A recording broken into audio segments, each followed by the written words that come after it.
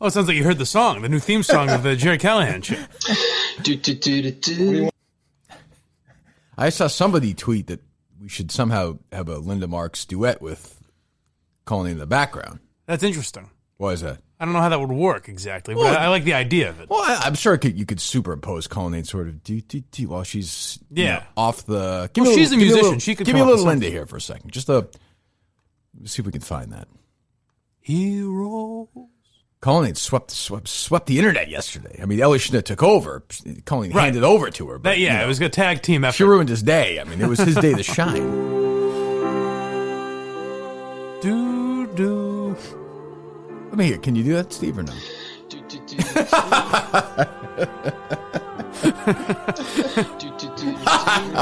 It works a little bit. It does work a little bit.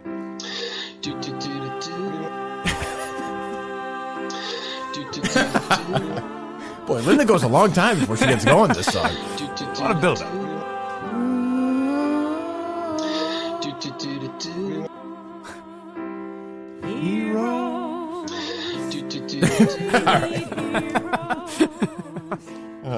If we could get Dave to record a longer version, perhaps it would help. I mean, you guys are just assuming that Linda would work with Dave. That's true, too. That's true. Yeah. Two divas, you know. How's Colleen doing?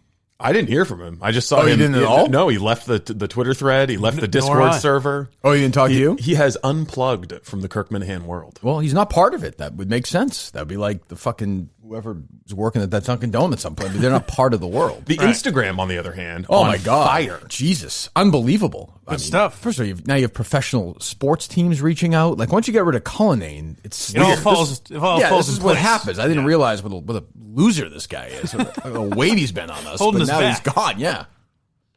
But Will stepped up with the Instagram, and then the Maine Red Claws are big. That was actually pretty funny. That made me laugh. It was pretty good. Harlan Ackerson. The day that they get purchased by the Celtics, or at least the day they announce it. Let me just say this about the NBA, and I have no issue with that. I think it's a fine professional organization. I've never criticized them.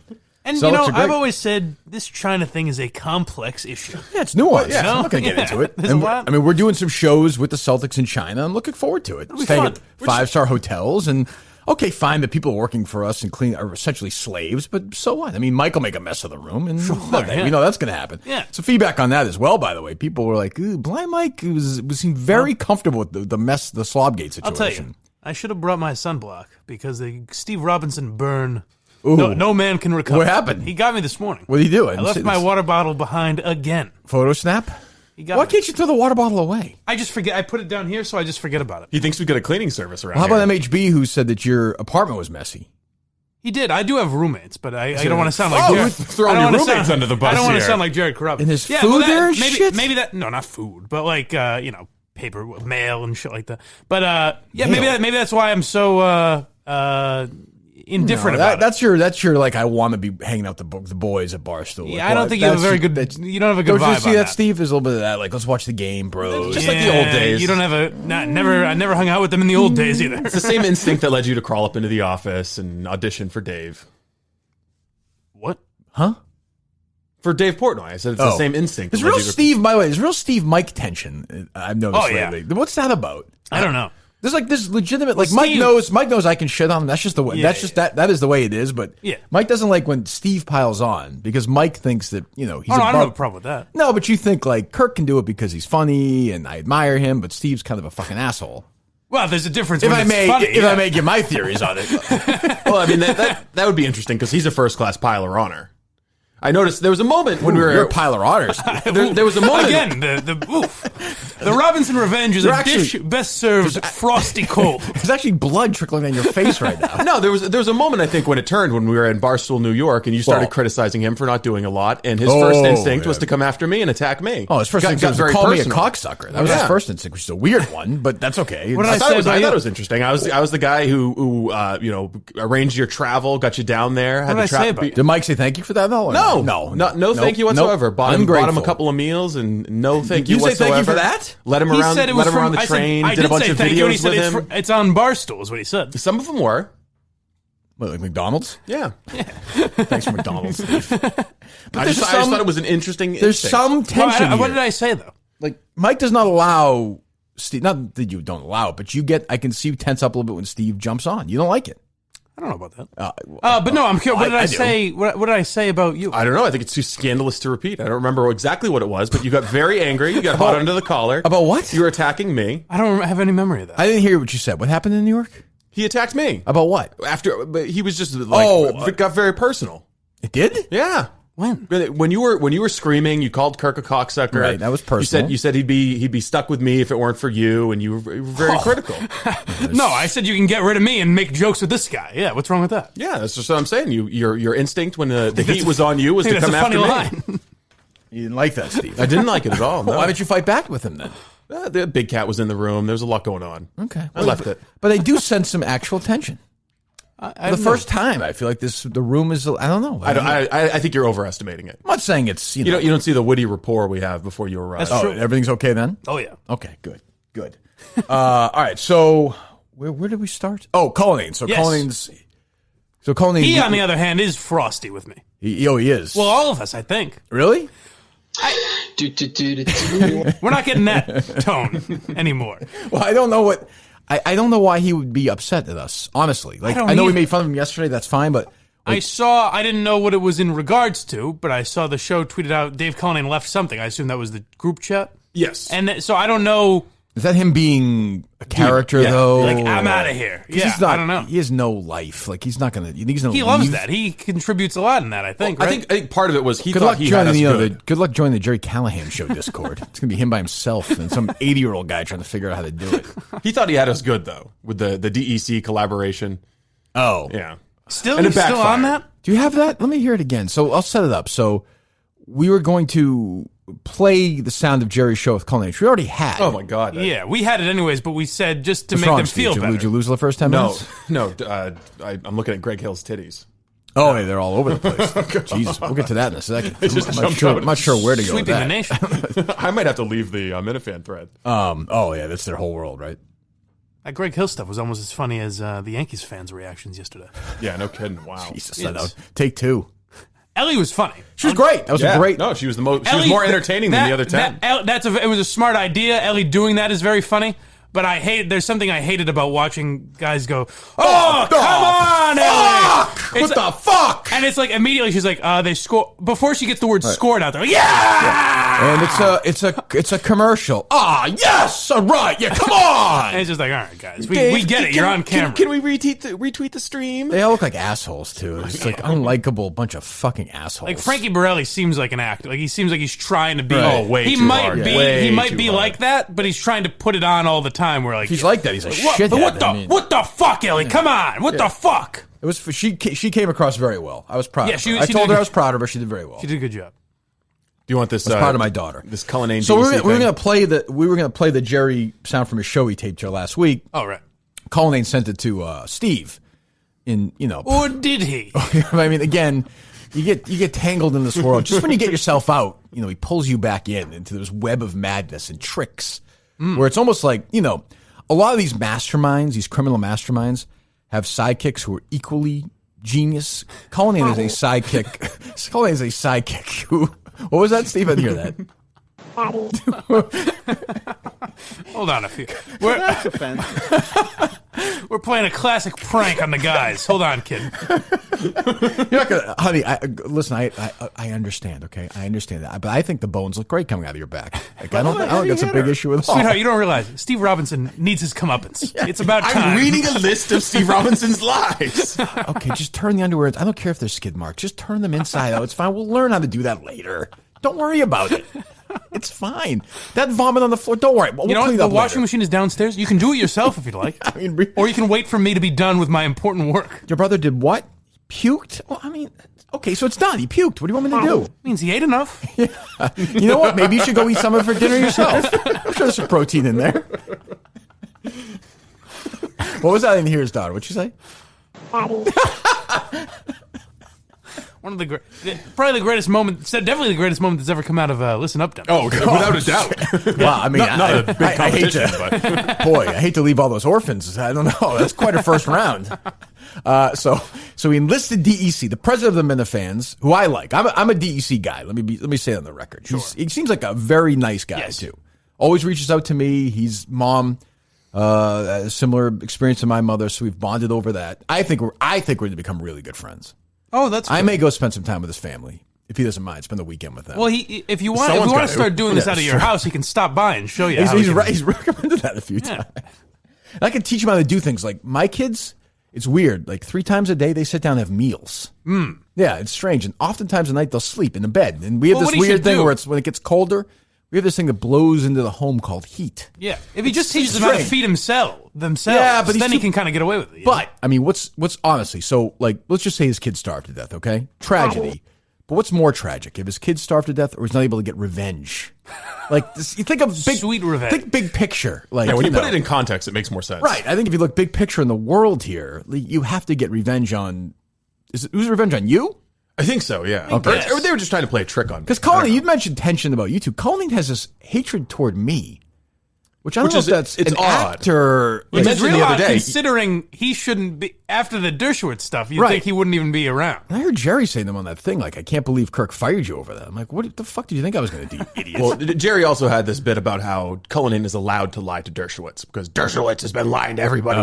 If he lied to Bill O'Reilly or something. Right. Oh, it's good thinking, Jerry. Jesus Christ. Yelling in the darkness. So this was never had a Tucker like that. This was their revenge. Here we go. As I was saying before I was rudely interrupted 3 months ago, not much to talk about. Wait, that's not much to talk about at all. Here's the thing. When they...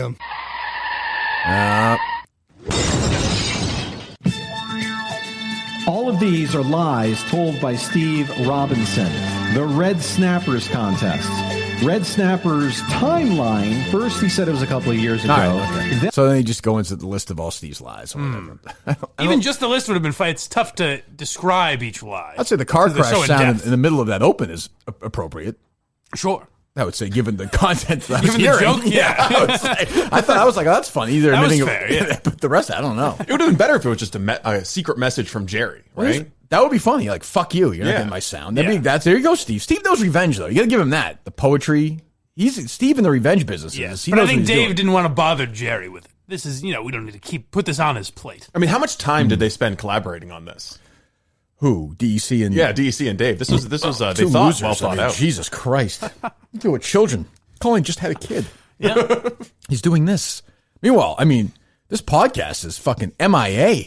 I talked to Jerry yesterday. Nothing going on with that right now. Oh, really? Nothing. My prediction will not happen. Really? On the record. I don't think this podcast... I think Jerry's... There's been a lot of predictions about this podcast. I don't know what to believe anymore. What do you mean? I thought Dave was out. Well, is he producing a podcast right now? You make a good point. I predict Jerry Callahan will be on the radio somewhere in the next 3 months. Really? Oh, really? Yes. With no knowledge. I talked to Jerry, but he's like as a call-in, or is he going to be making prank calls? No. All right, up next is Howie Carr. What time is it? What time is it? Is Mississippi an hour or 2 hours? Is it the same time? It's a boondoggle. He'd do well down there. Texas, something like that, yeah. Hola. I think he's going to essentially do what your old boss did. And self-syndicate? Yeah. And I think there might be a market where he can protect against... I'm completely speculating, honestly. But that's my guess. Would it be Shut up and let's hear from Kane. Would it be tougher for Jerry just because he's more known in sports and kind of seems like he wants to do politics? I think he would do a little bit of both. Yeah. I think he wants to do sports. Like, I think he watched the games last night and stuff. Right. Which were great. But I think he's, I think he still wants to do that stuff. But I don't know. Well, I mean, my old boss's studio would be a good place for him if he wants to get back on radio. True, for $95,000 a month. Yeah. Right. Yeah. Well, I mean, just like 95% of all his advertising. That's true. Yeah. I want to say this gold is great. It's unbelievable. You never know when the world's going to end. You have to stock up on this stuff. Do you own gold? I do not own gold. Do you? Yes, of course I do. Why? Because the world might end someday. That's true. Then Well, I'm going to buy water for my gold. Who knows? 3 years from now, I'll be shilling gold out here like crazy. Who the hell knows? That'd be nice. Yeah. So I don't know. I don't know how we get. Oh, Cullinane. So yeah, I like Cullinane. Is he actually mad or no? I didn't see any Who knows? tweets from him or anything. He didn't text me yesterday, so I don't think he's that mad. Or it means he's the maddest he's ever been. Yeah, that could be. Well, I mean, what do you want me to say then? Leave. We survive without him. I don't care if Cullinane's around or not. Do you? I don't know. It was pretty fun I yesterday. like having him around. Yeah, but you never talk. You never talk to him though anymore, right? Very rarely. Yeah. So I mean, he's kind of doing his own thing, and I don't know what he does all day. He has clients. Does he really, though? Yes, he has clients. How do you know? He runs his own AV business, production business. Oh, okay. Sorry.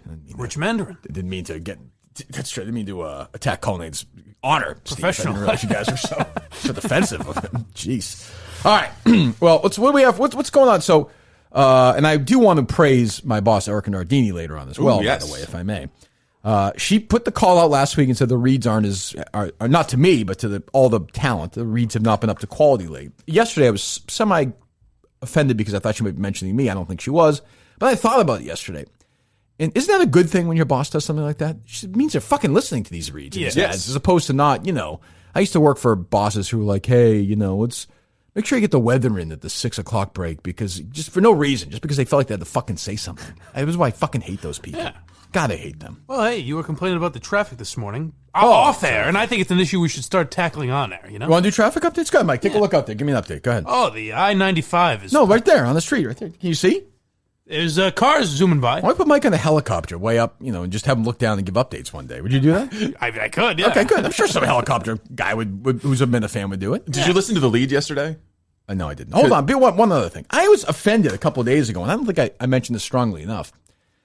The idea that people don't come up to me and say how great I am is honestly the definition of insanity. You misinterpreted what I meant. Happened again this morning. Now he's saying that you misinterpreted. This is what I'm more surprised you're having conversations with all these people. Well, you're mischaracterizing. I'm not having conversations with anybody. A guy came up to me today. I was in line to get my hot chocolate, and I had my earbuds in. Okay. He walked up to me and kind of gave me a nod. He looked at me and then showed me his phone, and he was playing the show.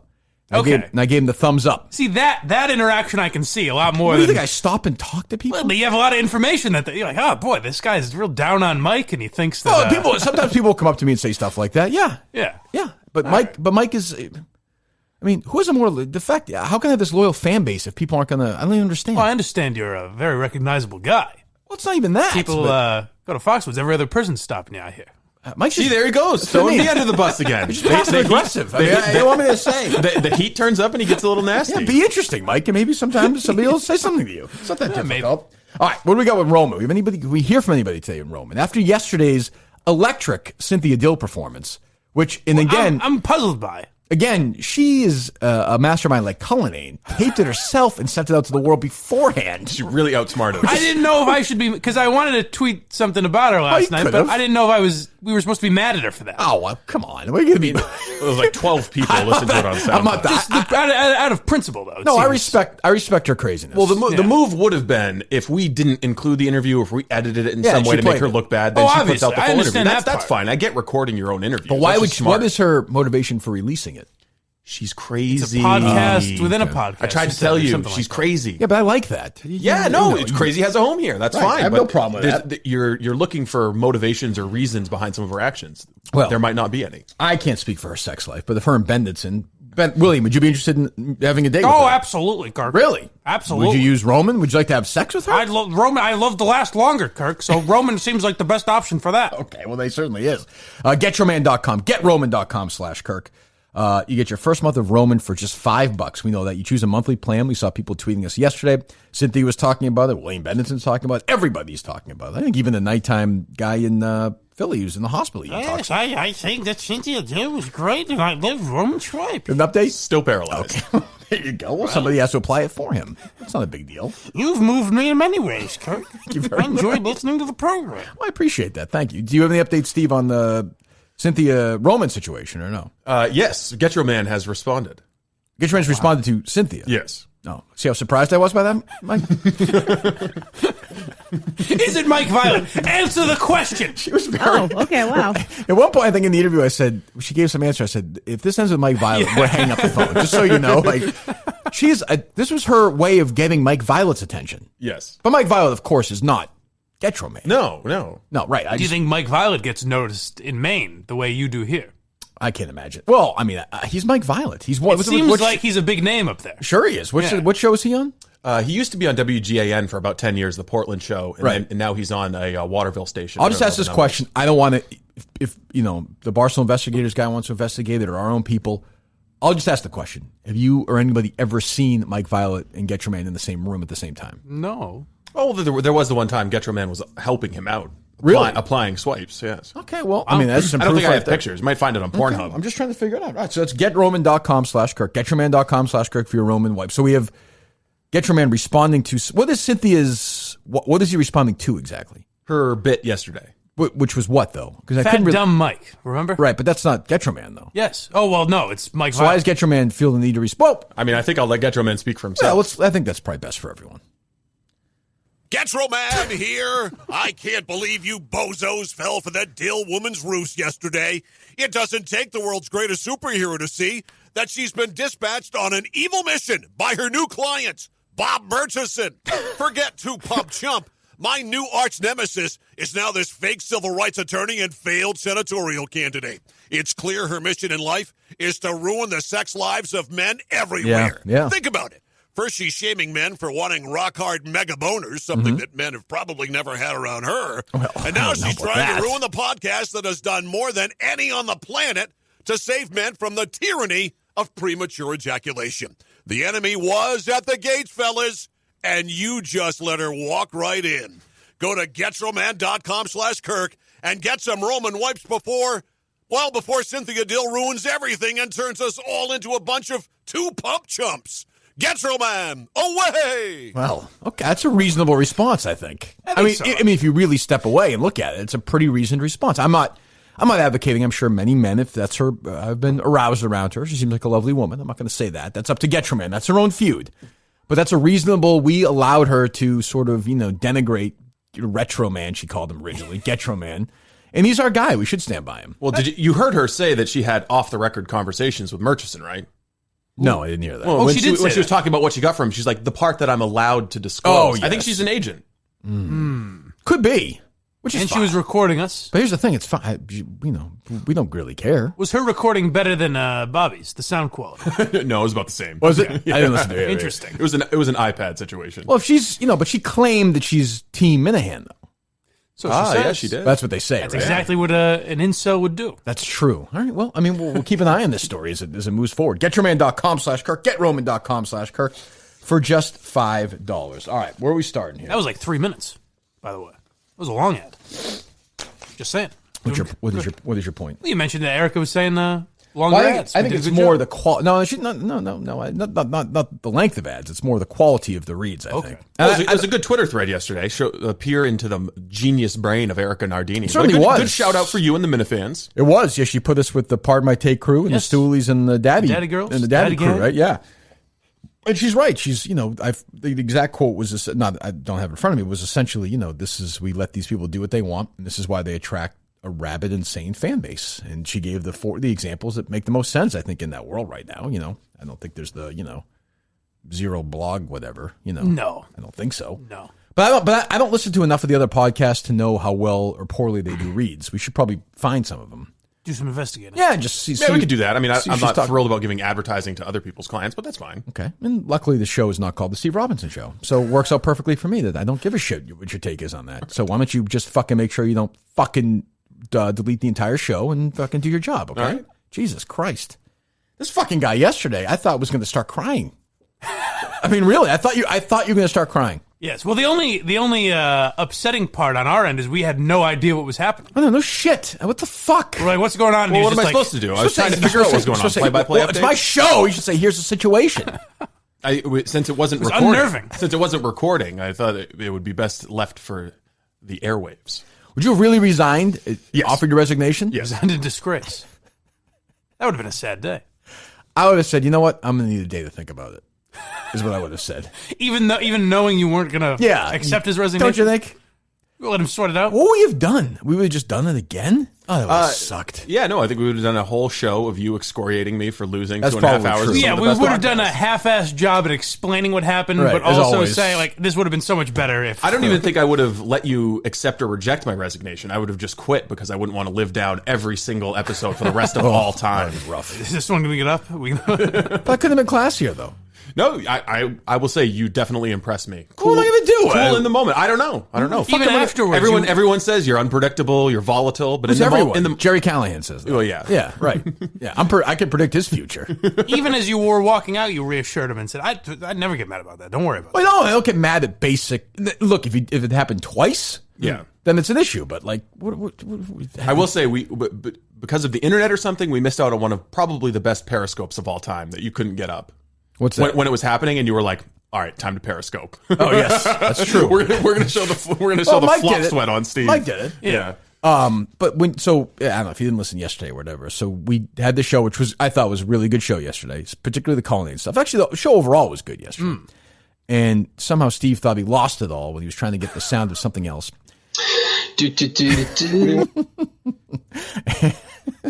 And so we thought we lost the whole show. At that point, Steve was sweating, like nervous, wasn't saying anything. I really thought I was going to start crying. I don't think there were tears. There was definitely some flop sweat. And my point is, if you're not working hard, like I said yesterday, like the thing with Mike in New York, no big deal. Like we talked about it. That stuff pisses me off. That stuff, you work hard. That's a mistake. What the fuck are you going to do? Either, not so much crying. There would have been something. Like, I think if that would have gone, the computer would have been smashed, or there would have been some reaction. I don't even look. I think it would have been more like, hey, computer. Like, hey, I'm so sorry. Like, which I hate too. I'm like, no, I would have resigned. You would just quit. Yes. You would have just left the show? Yes. What if Kirk was like, no? Yeah, what if I said, I don't know, because I'm not sticking around here to be like, oh, this would be good if it gets up. Well, if we hear the audio. Yeah, but Steve, it's already going to be a joke every day now anyway. Because not every day. Even if it didn't happen, it basically happened. I mean, your reaction to it is the same thing. I mean, it's no different.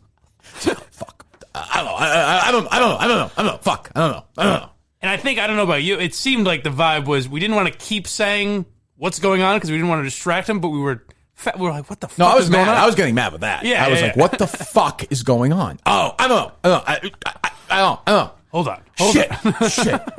Shit. That fucking shirt went right off.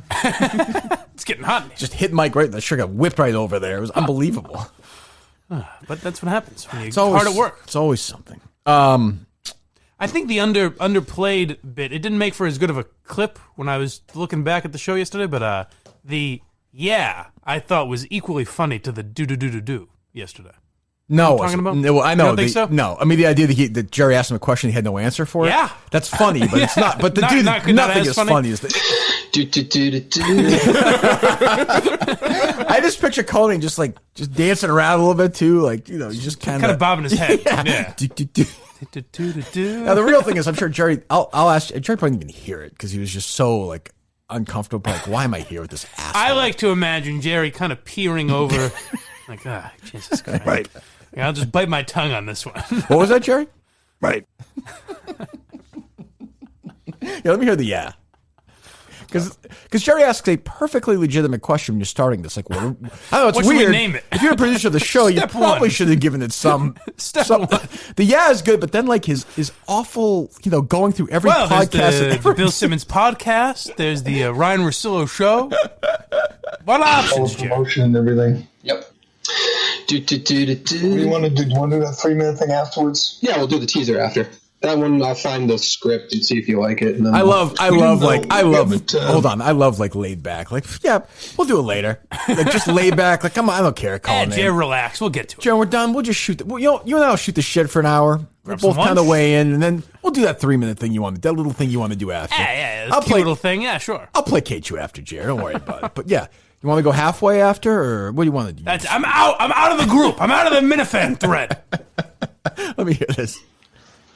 I haven't decided what we're calling the shit. The Kelleher podcast or the Kelleher show or whatever. Yeah.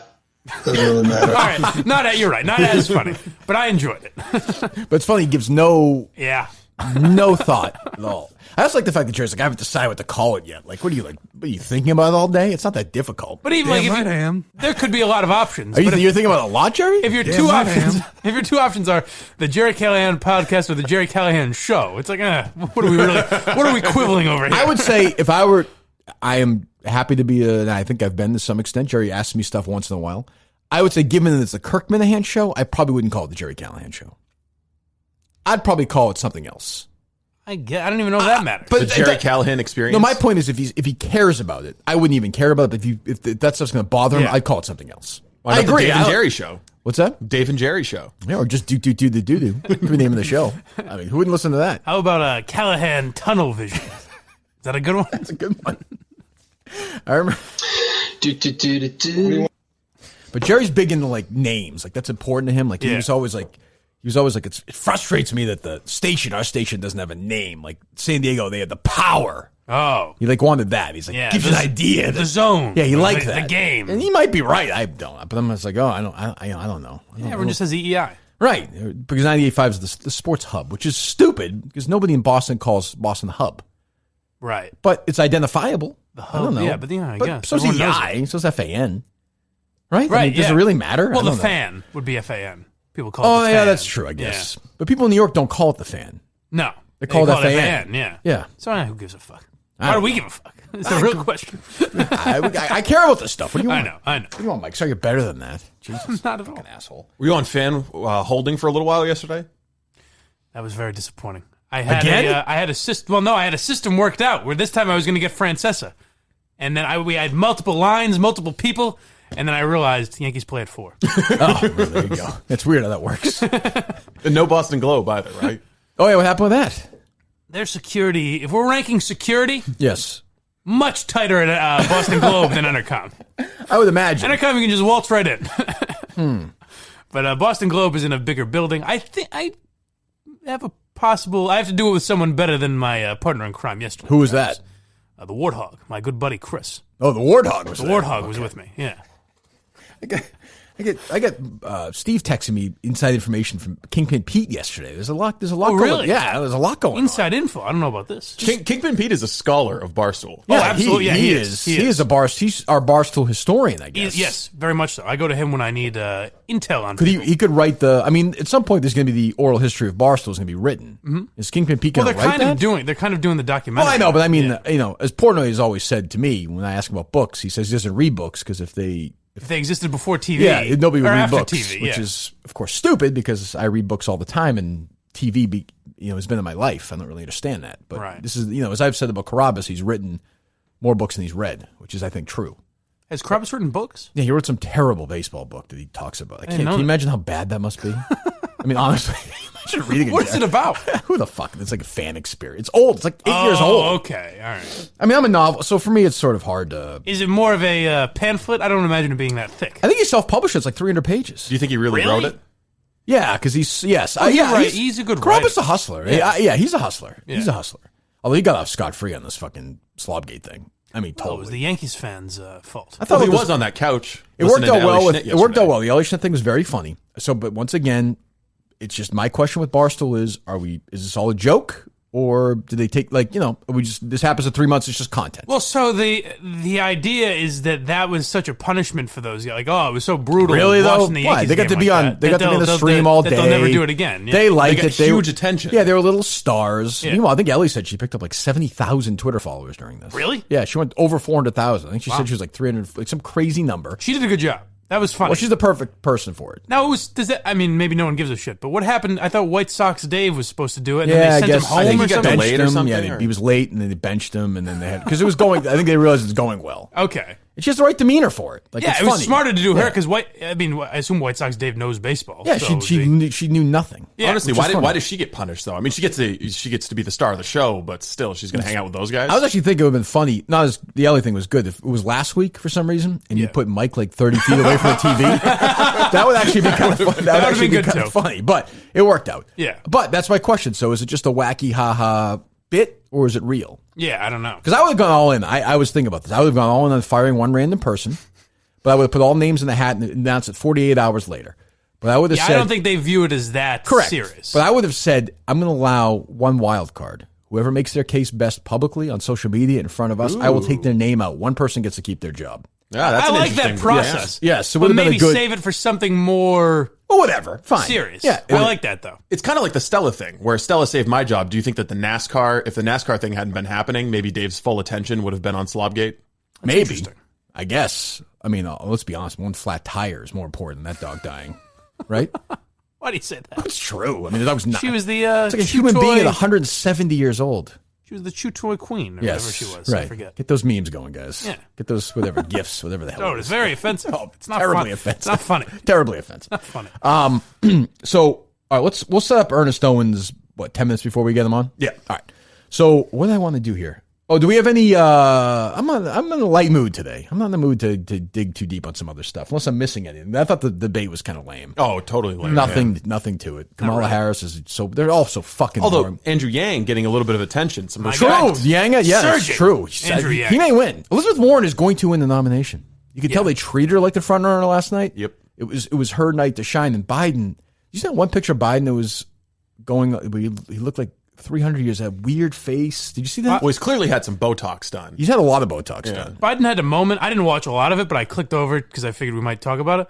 And Biden had a moment where it was like he was trying to prove he's not old and sleepy. Right. Yeah. Like he's doing his energy. This president has to be stopped. Yeah, you can tell. Yeah, you can tell he got the memo. Like you got to be more. It's not working. He's gonna jump out and do some push-ups on the stage. She's gonna win the nomination. And then, is this a normal thing? Because now that I've watched more of these debates now than I ever have, really. So Kamala Harris does this thing where I've now heard in multiple debates, she says, "I cannot tell you how many mothers of shooting victims," right. and she said the exact same thing in multiple. It's like it seems like you kind of want to tell us. She says every speech she gives to on the stump. Yes, there's no question. And then she laughs at herself. She is not. She is not. She had a decent first debate, and I thought, okay, she's a fighter. But she's not. It's not happening. I thought she'd be more impressive until I heard her talk. Yeah, I'm not overwhelmed. I'm not overwhelmed. And Beto's going crazy too. He's awful. What a fucking psycho. Awful. Mayor Pete is zero. I thought Mayor Pete would be better. Yeah, none of them are impressive, and I'd be Tulsi. Yeah, but she's Yang not. and Tulsi Gabbard seem like the only normal. I mean, not normal, but Tulsi's somewhat reasonable human beings. Well, I saw Cory Booker. I saw something on Twitter say this. Cory Booker said that he's a vegan, right? Yeah. He said Donald Trump is currently the most unhealthy person to run for president. Bernie Sanders had a heart attack like a week ago. I know. And Joe Biden's eye exploded. I mean, I'm not saying that Donald Trump is, whatever. Yeah. In great not a Herculean figure. Yeah, I don't think he's going to be running a marathon anytime soon, but. Like, I'm like, I don't know. Who knows? The most important Democrat in the party is AOC. That's true. She's the most influential. So, she's a lunatic, but she's the most influential when she runs against Portnoy in 10 years. Yeah. That'll be a great election.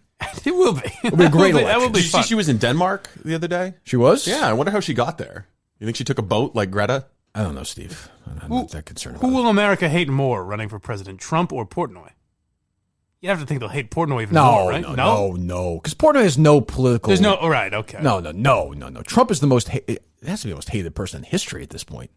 Yeah. From the people who hate him, I mean. Hitler? In America, I'm saying. In America. Okay, saying. all Like right. running for office. I don't mean. Yeah, I'm not saying. Like, you know what I mean? Who would be more? I mean, the most hated American- president You're a while he's historian. the most American hated history? president while he's in office. Yes, Definitely, From definitely, the definitely. opposition, I'm saying. I don't know. Abraham Lincoln was hated by the South. Yeah, but I mean, was that a big deal? It seemed like it turned out fine. I don't know. It was all much to do about That's nothing. a good I life. say. That seems like a shitty way to die. Getting shot in the head. Well, not only that, but then, like, they brought him back to his 48 house. 48 hours he got later, you bleed croak. out. There was no. He got right, shot in the back with of the the head with like a medical BB care, If that gun. happened today, he would live, though, right? Oh yeah, so would Garfield. What? Really? Garfield. Yes. Wow. Yes. Impressive. Well, it's impressive. Kennedy, on the other hand, probably not. Huh? Kennedy, I think was a bit more of a mess. well, if you believe he was shot. I mean, I don't know. I mean, little Alex Jones, he was shot. That's what you think. No, I've seen but you've seen I've seen the film many times. That's a Zapruder film. Fucking selves, you fucking globalist. Was shot by Stanley Kubrick. What? They think the moon landing was fake. I say the Zapruder film was fake. Wasn't he shooting like Spartacus at that time or something? Well, he's a busy guy. He's got a lot to do. On this plate. Who What directed do you think tap water is? It's a gay bomb, baby. Who directed the moon landing? Francis Ford Coppola. I only know 2 directors from the 60s. So. That's weird. I think he was really okay. Well, that's interesting. What was I going to say? Oh, and do we have any states represented today? Or am I going to get angry? We do have some states represented. Again, Maddie and Providence doing most of the work. Oh, for Christ's sakes, you fucking lazy assholes! I mean, what the fuck? Step up. You're not going to like the other name involved either. Although I don't know, you might. It's a sticker guy. Yeah, it's your ginger friend. That's it. That's it. Yes. Where are these women faking orgasms? Like, where are these guys? Yeah. Where's the MHBs, the DECs, the Minifans out there? The ones who fucking stop me 50 times a day. Where the fuck are they? I don't know. What the fuck are they doing? So there was one other guy, Brendan, got Woogie and Bojo in Michigan. I mean, it's on the edge. I love the name. What a world we live in. Why do I care about this? Woogie and Bojo. It's on the edge, though. You guys will have to say whether Michigan's checked off. Well, let me just say this. I don't know. I'm almost embarrassed with this Roman read now with these pathetic Minifans. I don't even know what to say about these fucking people. Thank God for Roman. Jesus, I mean, they're bailing you Minifans out. They're fucking helping you have sex, and this is what you're doing? I mean, they're letting you go longer without ejaculating. Maybe that's why they're all so busy having sex. Well, do it at the same time. Okay. What if you get 4 hours to kill before you come?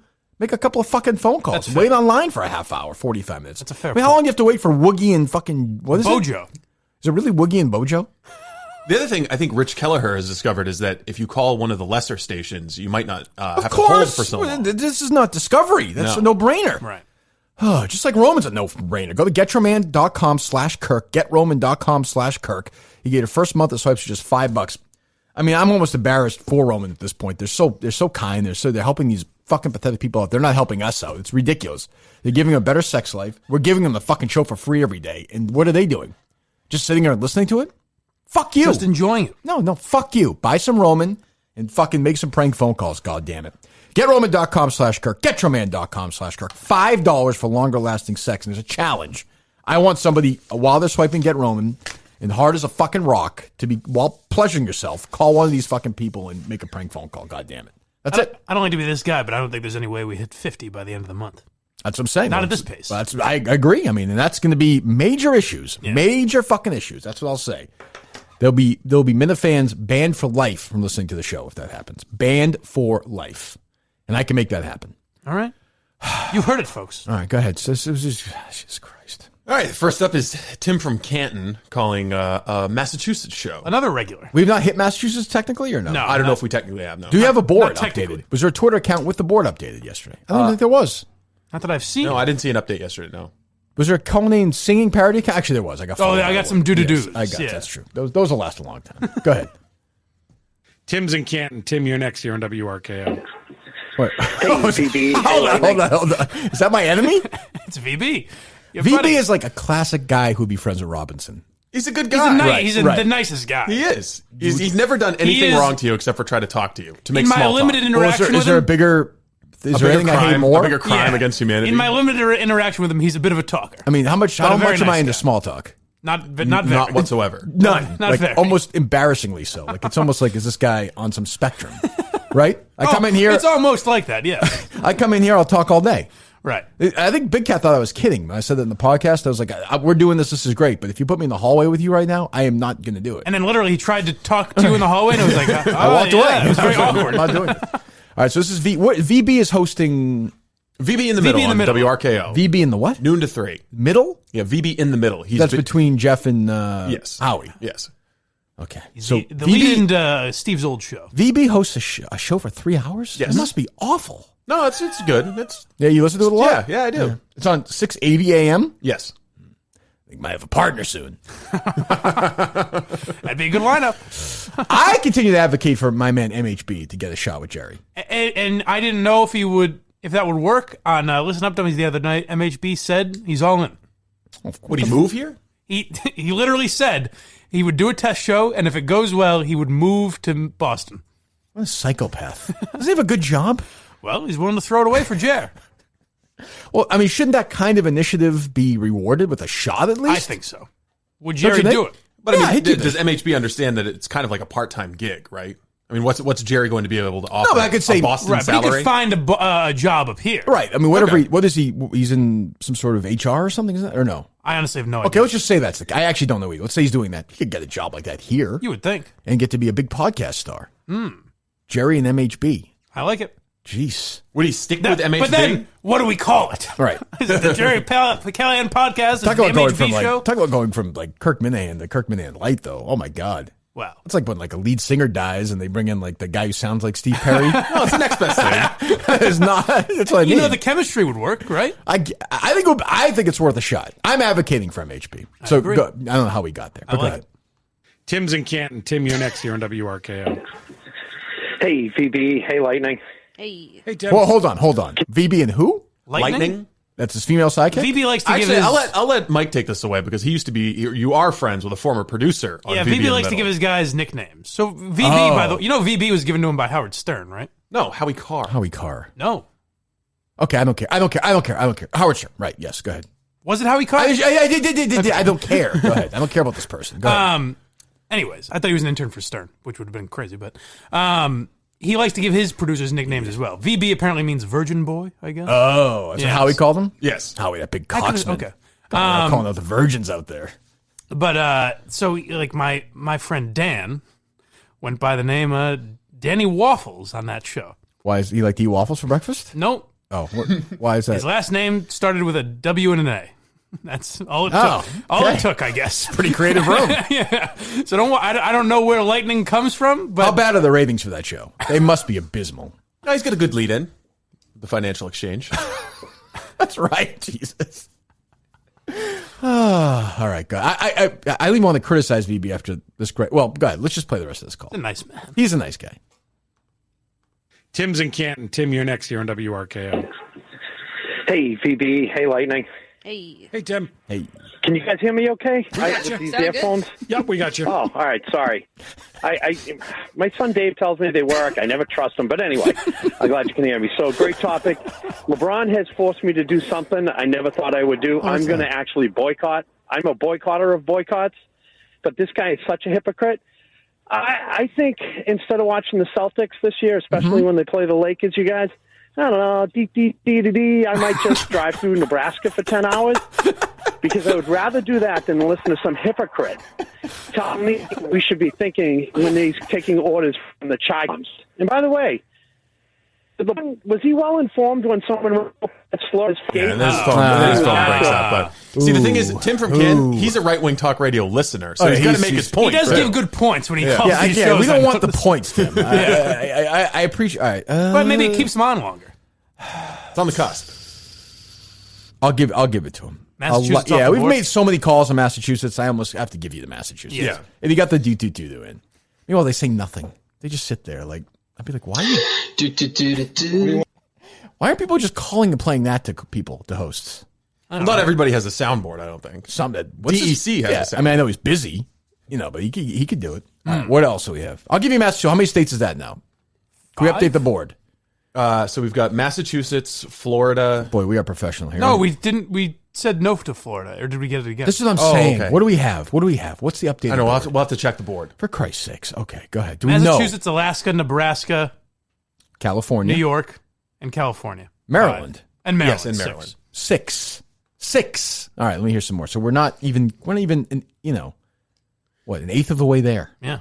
Go ahead. This is Brendan calling into Woogie and Bojo in Michigan. Well, it's probably a good show. Why can't...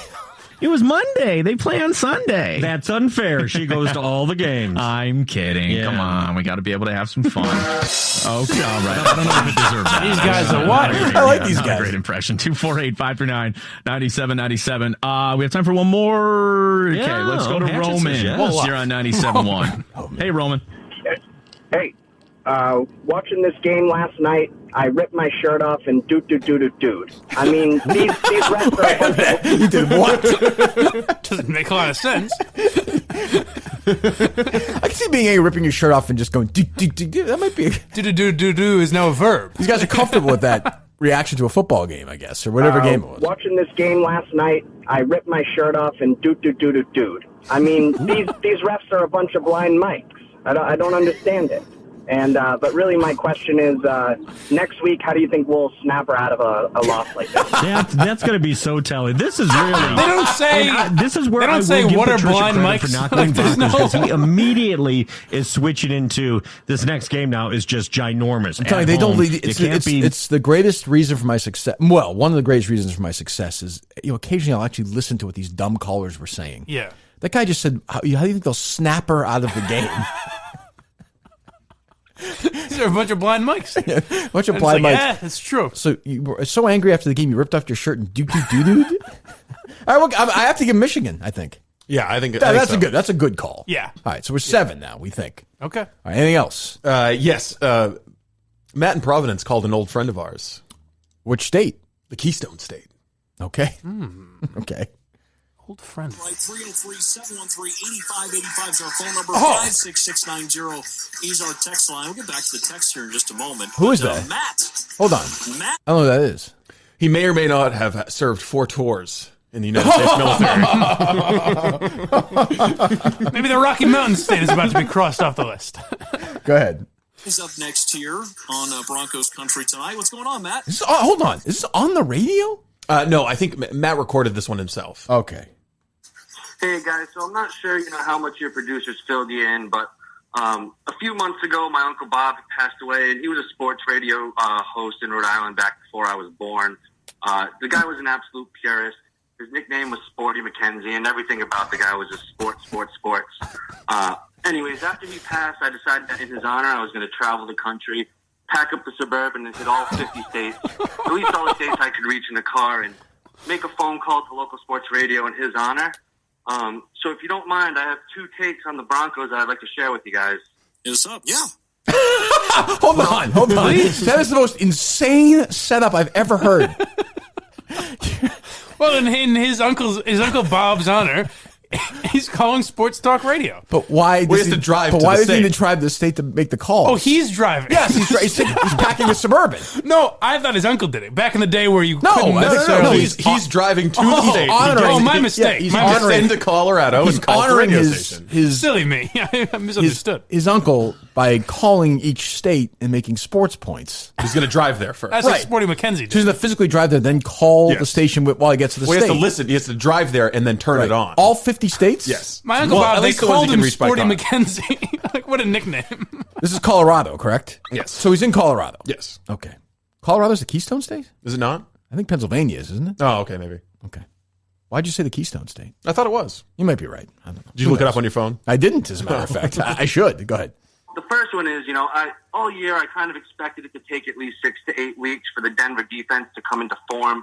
Hold on. This is where I get is 6 to 8 weeks. Something? Is that a reference? Now I don't even know. That feels familiar to me. All right, I gotta wind it back, and we need. You gotta hear the whole clip and see if you can decode like this. Even we don't know. Like an encyclopedia list, a dictionary, a it website. Feels like something. And he said like a purist. He goes, he was a purist, and that feels like maybe a Steve Perrault reference or something. That was yesterday when I said you were a purist and that you wanted the show to come up chronologically. I knew it felt like we need somebody to compile a list of all the. I know it's a lot to ask, but that's near impossible. This is a deep cut. You guys need to listen to his entire sports. But do you think 6 to 8? Do you think 6 to 8 weeks is something? I know what it is. Does it pay off? Does it pay off later on? Yeah. Oh, okay. It's a look into the mind of Matt from Providence. This guy is a great caller, man. The first one is, all year I kind of expected it to take at least 6 to 8 weeks for the Denver defense to come into form.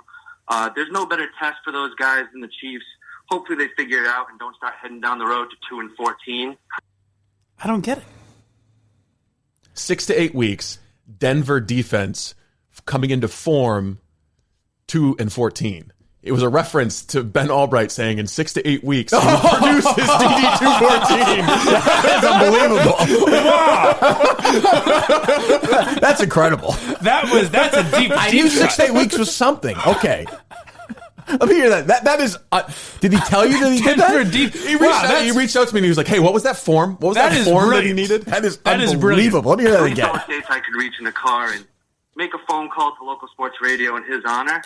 So if you don't mind, I have 2 takes on the Broncos that I'd like to share with you guys. Is up? Yeah. Yeah, of course, totally normal. So yeah. The first one is, all year I kind of expected it to take at least 6 to 8 weeks for the Denver defense to come into form. Denver defense. There's no better test for those guys than the Chiefs. Hopefully they figure it out and don't start heading down the road to 2-14. That's unbelievable. Sorry. And then my other point, I think the game this week is going to come down to the play of Flacco. If they want to win this game, he can't be dancing around in the pocket like do-do-do-do-do. I mean, he tries to look confident back there, but everyone knows he's crapping his pants. Bottom line, it's a short week. Joe needs to strap on his Thursday boots and go in there to win that game. Also, Ben, I'm a huge fan of yours. I salute you, my good man. Thank you so much for your service. Well, I appreciate it, man. Basically, I love the fact that I'm just going to use you for a fucking punchline, you joke. Just shit all over him. It's great. It's great. That was a great call. That was a great call. One of the best yet. It's great when it can go completely over our heads. Right. Like we didn't even it's unbelievable. So now we can check Colorado off. All right. Yes. Quickly, he mentioned Thursday boots. Let me mention Thursday boots. Today's Wednesday, by the way, Mike. Well, I could use an upgrade with my Wednesday boots. What do you mean? You got anything for me? Like what? Yeah, my Wednesday boots are crap. Well, how about some Thursday boots? I'd love some Thursday boots. There you go. I saw a couple of Thursday boot orders tweet at us yesterday, which I like to see. $149. Okay, you think, geez, really? Yes, that by the way is, a third of what some of these boot companies are selling them for. So you get $149, free shipping, free returns. Thursday boots are the best buy this season. I agree with that 100%. With their clean, timeless design and durability, Thursday boots will keep you standing confident for years to come. Some of these things you need to get a new one next year or something. You have these for a couple of years. You like them so much, you get another one. You go to ThursdayBoots.com right now. Try a pair today with free shipping and free returns. You won't need the free returns. I guarantee you that. If for any reason you don't love your size or fit, I guess maybe the fit, but rather the size, you'll love the fit. Thursday Boots has got you covered. Go to Thursday Boots. That's ThursdayBoots.com. Get a pair of high quality boots you'll be wearing for years. All right, what else? Any other calls? You said 100% in there, and it reminded me that Buddy was telling me yesterday that he's like, I was listening to the Greg Hill show, and a guy said obviously and 100% a few times. There's nothing that it might have been a call of yours. I couldn't really tell. So that's like now what people are doing is they're like, is this a Kirk every single call I hear on the radio? I'm just waiting for it. Yeah, I am so removed from Greg. Do we have more calls or no? Yeah, we do. We might want to save them to the end because we've got Owens coming up. Oh, right. It's Kelleher time. Okay. Well, again, I'm going to call out right now. Like, let's get moving. I'd like to have, if we have 15 by the end of the week, give him this. Well, if we count Kelleher's, we could get close. That's what I'm saying. He's got a few. I got to say, Kelleher checks a few states off. All right. I mean, if we can get to 15, or close to 20 by the end of the week, I think we have a chance. Then we have a chance. We got a week and a half to play with. So I don't know. All right. So we'll do that maybe later today or tomorrow. But so walk me through. We're going to have Ernest Owens. I hope. You think he'll join us? Yeah. I think he's looking forward to it. Okay. Good. And I appreciate that because all we do is bitch and moan about how people who disagree with us never come on. So we got to give this guy. I didn't realize I could have been ruining that. That's fine. So Daphne Dorman, is that right? Yes. Yes, is the activist, transgender actress. Oh, there you go. She's a comedian. Yeah, transgender actress, activist, a comedian. Daphne Dorman, referencing Dave. So that all the headlines you saw were basically this: transgendered comedian commits suicide after being mentioned in Chappelle special. Yes, that's sort of the headline. And you say, "Oh, geez." And first of all, I am now so conditioned that I just don't believe any of these headlines anymore. Like a year ago, I meant like, "Oh, fuck, that's not good for Chappelle." But I knew it was going to be bullshit. And it was bull. Like, it's not bullshit. They're just they're throwing Chappelle's name in so people will click on it. It's actually accurate. I mean, it's not technically the headline. It would be like if you ate at IHOP 3 weeks ago and killed yourself. You could say, Mike Geary commits suicide after eating IHOP. Right. I mean, that's true. I mean, I guess that's true. But she was a fan of Chappelle. Yes. She said that you have to have a sense of humor about this stuff. Well, she even has, according to Chappelle, I guess. But what she said to him was a pretty good line. How people were saying by Chappelle joking about R. Kelly, it normalizes R. Kelly's behavior. Well, how come they never say when Chappelle jokes about trans people, it normalizes trans people's behavior? That's what she said. Yes. Right. I've got a little bit of Chappelle's bit about Daphne if you want to play that. Yeah, and she committed suicide, when was it? Last week? Is that right? I believe so. Earlier this week? We should look it up. But yeah, so we'll get to Ernest Owens' reaction in a second. But here's Chappelle. I thought there was somewhere where Daphne Dorman tweeted out or said that she thought it was funny, that she didn't have a big deal with it. She didn't have a problem with it. Is that right? That I'm not. Oh, she's mentioned in the credits, and she posted on Instagram how cool it was that she's mentioned, like, it's Obama and then her in the credits or something like that. Go ahead. Same show. There's a trans woman sitting in the audience. This is a true story. This is like a few weeks ago. I did 6 shows that weekend. This trans woman came to 4 of them. Calls herself Daphne. Man, this chick Daphne was in there cracking the fuck up at everything I said about everybody. It was amazing. She was laughing, and it was fun to watch her laugh. You could tell she was letting go of something that was heavy, and she'd throw her head back, and she'd smile with all her teeth. She was having a great time. And the more fun she had, I felt bad, because I knew I had some trans jokes to unload. And I thought to myself, maybe I shouldn't say these jokes because I don't want to, like, fuck her evening up. She's having so much fun. But then I thought to myself, well, if I can't say it in front of her, should I say this shit at all? So I let her rip. To my surprise, Daphne laughed harder at the trans jokes than anybody in the room. In fact, everybody in the room would look at her to make sure it was okay. Now, again, I'm not going to speak for Dave Chappelle. I think he knows what he's doing. But I also think he's joking that, like, I don't think everybody in the room was looking at her every time. He's joking. It's a joke. And how did they know that she was like somebody 300 feet away. Right. Yeah. He's performing. He's a performer. Right. There's a little exaggerating that goes on, even though it's a true story. So he does that, and then she sadly commits suicide. And look, I mean, the suicide rate, and I take this very seriously, in the transgender community is higher. It's significantly higher. Right. Including, I think, the African-American transgender community is even higher than that, I believe. So, I mean, this is a real thing. So we should have real conversations, and I hope that Ernest Owens is ready and wants to do that. But he tweets out, "It's just jokes," they said. Dave Chappelle made the joke about a transgendered actress, activist, comedian, Daphne Dorman. His Netflix special, she recently died of suicide. Trans people are not a joke. Enough is enough. There's a couple things that bother me. I hate when they put joke or comedian in parentheses. He is a comedian, and they were quotes. Jokes.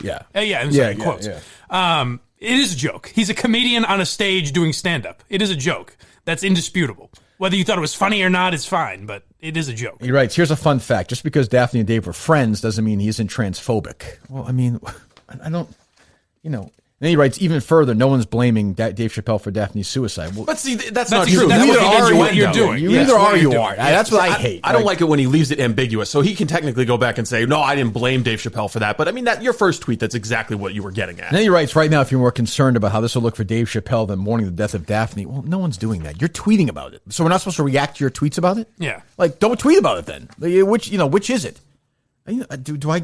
By the way, I don't think Dave Chappelle cares. I mean, doesn't care about her committing suicide, but I'm saying he doesn't think he's the reason. No, I don't think, and it's also, I refuse to believe, I think it downplays mental illness and depression. So do I. To listen to that, what we just played, and say that's the reason she killed herself. I'm going to guess that this poor woman, she was dealing with a lot more stuff than Dave Chappelle. Yeah, and I don't think, I cannot believe that, she went to 4 shows, laughed a lot, and that was the reason she committed suicide. Or any reason at all. I don't know. We want to call him now? Yes, and he just asked that we promote his Twitter account at Mr. Ernest Owens. All right, well, let him do that. I don't give a shit about his Twitter account. I was just conveying the information to you before we got him on. Go ahead. We'll let him do it. What does he do? He's a writer for Philadelphia Magazine, and he's an award-winning journalist. He won awards. That's what he says. He's writer at large, Philadelphia Magazine. I don't think I've ever won an award. I don't really care. I've never won an award. I don't think. Really? Is that not even? Well, you weren't in radio long enough. But I even win nothing. I was part of one of the years we won the Marconi, but I didn't give a fucking shit about that stupid award. That's just a jerk-off award. And a lot of those are more lifetime achievement. Like, you hosted a show for 2 years. They're not going to give you have to be Jerry Kelleher. Well, Mike, let me just shut up for a second. I want an award from somebody. All right. Okay, I want one of the Minifans give me. I want a fucking award. Enough. This guy's an award. I don't. Me? Okay. I don't have a fucking award. Well, he is the CEO of the Ernest Media Empire. Well, it changes He's everything. also the vice president of print, Philadelphia Association of Black Journalists. It's impressive he got promoted to CEO of Ernest, the Ernest Media. It'd be weird if he's vice president of that. More importantly, I want an award pronto by the end of the week. Go ahead, please. And 50 states. Phone call, please. Call Mr. Owens.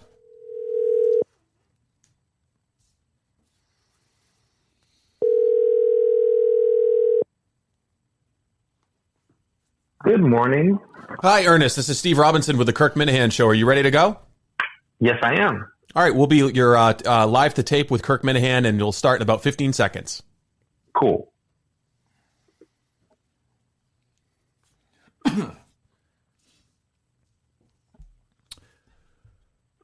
All right, so we have Ernest joining us now at Mr. Ernest Owens is his Twitter account. Nobody, are you just an Ernest guy? Are we calling you Ernie? Big Ern? Just Ernest? We're just calling me Ernest. Okay. All right, I appreciate that. So we had I think we have we saw you on Twitter a couple of days ago weighing on the Chappelle stuff. I think we have a disagreement. Maybe we don't. We could pick through it. It seems to me that you're sort of blaming Chappelle, but then sort of stepping back and saying you don't blame him for it. Do you understand why somebody may think that after reading those tweets? Well, where I come from with it is that I want to show a correlation between the types of jokes that Dave Chappelle makes and the impact that such jokes can impact on people in the trans community. And in this situation, I think that regardless of the fact that him and Daphne, who's the trans woman who passed away, the jokes that he, makes and the type of jokes that he puts out there creates an environment where people like Daphne can get attacked, even if it's not from him directly, but from other people that might have trolled her online or troll other trans people. What's an example of the jokes you're talking about? Because we just played one with the one where he mentions Daphne, and it didn't seem particularly vulgar or attacking. Well, I'm not referring to Daphne, the conversation he had about Daphne, but I'm saying the fact that she mentioned that in other people's faces that she laughed at his jokes that he's made. It kind of plays into that role of, oh, I'm not transphobic, I have a trans friend. And it's just like, it doesn't matter. But don't you think, I'm just going to, let me make this point real quick, Ernest, because I'm going to forget it in a second. Sure.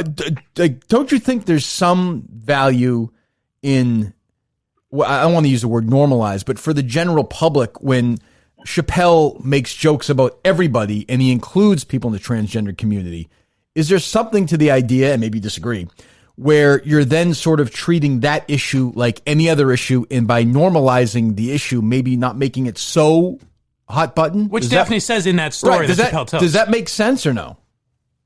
I mean, I hear what you're saying. I think my pushback would be that when you don't show any type of support or clarity outside of your humor, right? So Dave Chappelle has made jokes about race, but he's also been someone who is outside of race, outside of his comedy, have talked about racial inequity and discrimination in his own professional life, which then adds credence to the situation. I just don't see Dave Chappelle, for all of the jokes and the double down he's made of transphobic jokes through various seasons, he has not shown himself collectively within the trans community or within LGBTQ communities to be as much as an ally, as much as he likes to make jokes about it. What if he doesn't? But what if he doesn't care as much about the trans community as he cares about the African American community? I mean, I think he needs to be mindful about the jokes he makes. And I think he needs to recognize. And here's the thing. Let me be clear about this. And I want to say this. Yeah, people have freedom of speech. People have the right to, say how they feel in this country, but they are not entitled to control the backlash that comes with it. So if Dave Chappelle wants to make these jokes, he has the constitutional right to do so. But he also does not have the right to dictate and control how other people feel about it. I don't think anybody disagrees with that. Right, of course. But also, everyone knows who Dave Chappelle is, and they don't have to watch a Netflix special if they don't like his comedy. But it's not even, that's true, Ernest. Go ahead. But we also know the power of influence, right? We know that when LeBron James made the remarks he made about China, and, that even we could all say, turn off the NDA, but we know that he has a platform and a voice that those messages will influence and make people think a certain type of way. So we can't just simply say, turn off Dave Chappelle, because we know that the type of platform that Dave Chappelle has, where he spreads these kind of ideas, that they do carry, just like any major public figure. So. But I think my issue, to go back to where we started, is I do think that in that initial tweet, it's just jokes.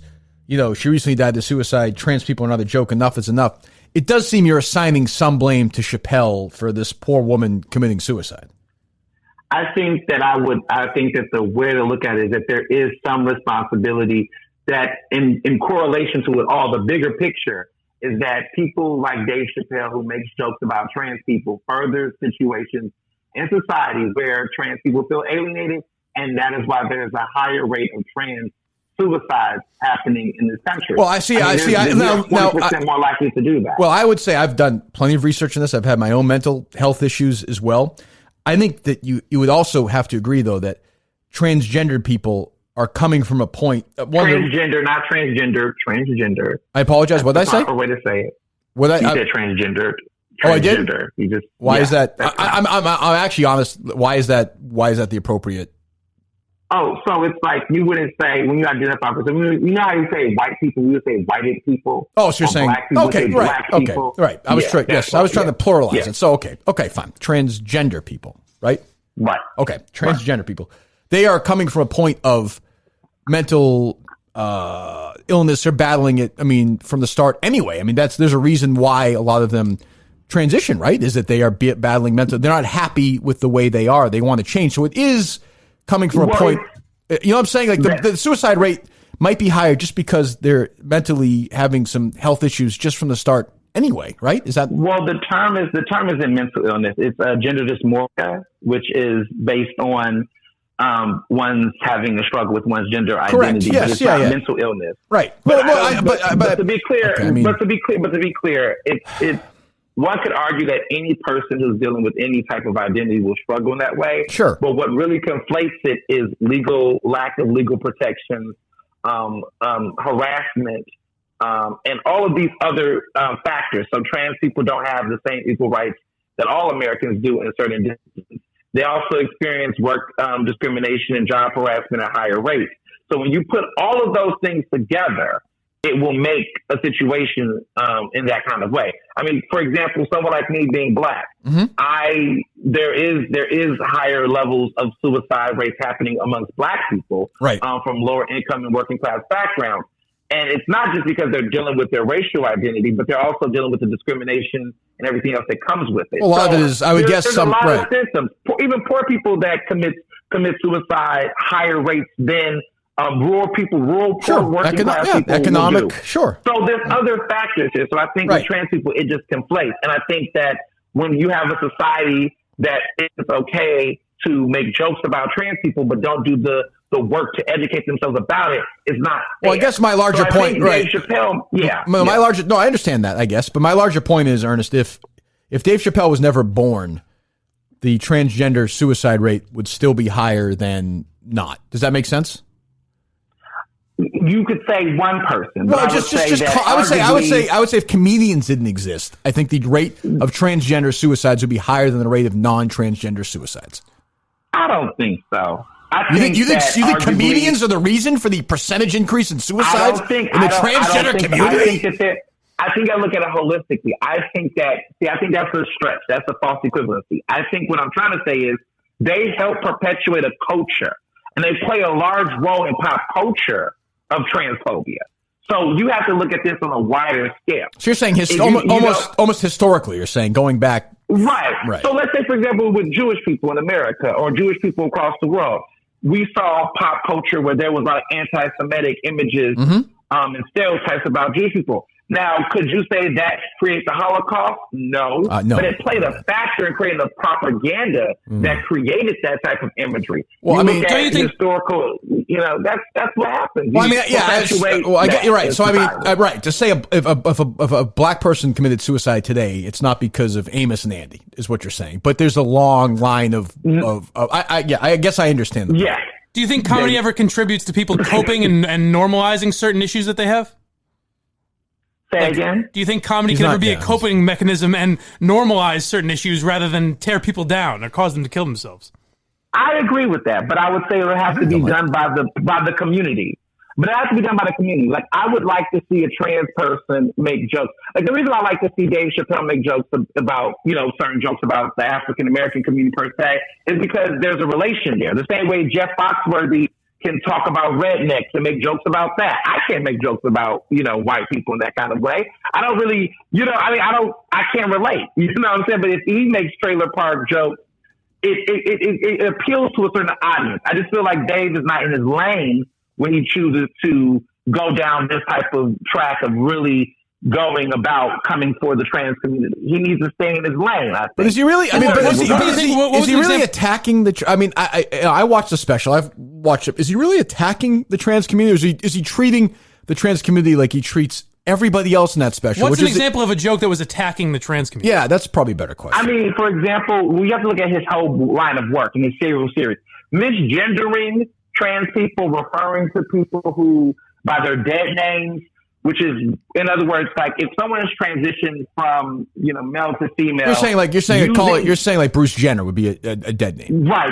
That's a dead name, right? So doing things like that, really making false equivalencies between being transgender to changing other identities. Being transgender is a unique experience that cannot be, reduced to simply, oh, well, then you might want to change your race or you might want to change it. Like, it's not that same kind of thing. And I think by dumbing down what trans people go through is going to create, is misinformed. Most Americans don't understand how one is transgender. They don't understand anything about transitioning. They don't do the homework and the research to do it. And so when you make jokes like that, that perpetuates the ignorance and stereotypes that creates people to feel like they can dehumanize. Well, did you have a problem, whatever it was, 3 weeks ago, in the Alec Baldwin roast on Comedy Central? Caitlyn Jenner went up, did the set, made fun of herself. Comedians went up and made fun of her the whole time. Are you okay with that? I think the fact that Caitlyn is responsible for, and she has every right to be able to allow that kind of relationship. Everybody has different relationships with people. She was in this space where she made jokes about herself because she's trans, right? And there was a relationship she had. Let me finish. She had a relationship with those individuals that was roasting her, and that was fair game for her. That's her consent. If Dave Chappelle was making jokes about Daphne and Daphne only, and Daphne was okay with that and giving the thumbs up, that would be fine. But Daphne does not speak. Ernest, Daphne does not speak for all trans people. Ernest, but I mean, so if Dave Chappelle makes a joke about black people, just because he's black, does he speak for every black? What if one black person's offended by that? Because you stop making jokes about black people? Like what? You're setting these odd boundaries for comedians to pick their spot. No, it's not about boundaries. I'm being very consistent here. Dave Chappelle talks for himself about his perspective because he's talking for his perspective as a black person. But at the end of the day, he can't speak for someone else's perspective or talk about trans people's experiences when he's not trans. But in the story, would you be okay? Would you be okay with me mocking jokes about white people living in trailers? 100%. Yes, I wouldn't care. You think that's okay? Absolutely. Here's my rule, Ernest. If it's funny, I'll laugh at it. And if it's not, I won't, and I won't have a problem with it. Look, we're sympathetic to the cause for transgender rights and for gay rights, transgender rights, I should say, and gay rights and all that. I totally understand, but I do think in 2019, I think you have to be the word good. The phrase "good sports" a little strong, but if a comedian comes on and makes some jokes, I think you have to say this is a comedian telling jokes. But but again, who is it funny to? Well, me. What if why are you laughing? No, but that's the question. Who is it funny to, and why are you laughing? I'll tell you something. I'll tell you. I know two people. I know at least two people who laughed at the jokes: Kirk Minihane and Daphne Dorman. Those are two I can speak of. So I don't know. Right. But let me say this though. Yeah, go ahead. Everything. But what I want to get to is that everything is not necessarily a joke. If you was in, let's say for example, you was in Germany and someone was cracking jokes about the Holocaust. I don't think that's funny. I wouldn't think that would be funny. Well, I mean, so he's a stand-up on a stage. A joke, just because but see, here's the thing: people like to package homophobia, racism, and all types of form of bigotry as a way to say it's a joke when it is a way to pass it off. What transphobic beliefs do you think Chappelle was? Well, hold on, Mike. You asked that, but can I just give you one example? So Mel Brooks is Jewish, right? One of the great comedians and filmmakers of all time. Yeah, he makes The Producers, and the name of the play in The Producers is called Springtime for Hitler. I've seen it. I'm a theater kid, and it makes the point is it makes the Germans look dumb. All in the Family, Archie Bunker was racist. He always looked dumb. Eric Cartman always looks dumb. Like I think there's something to the idea of.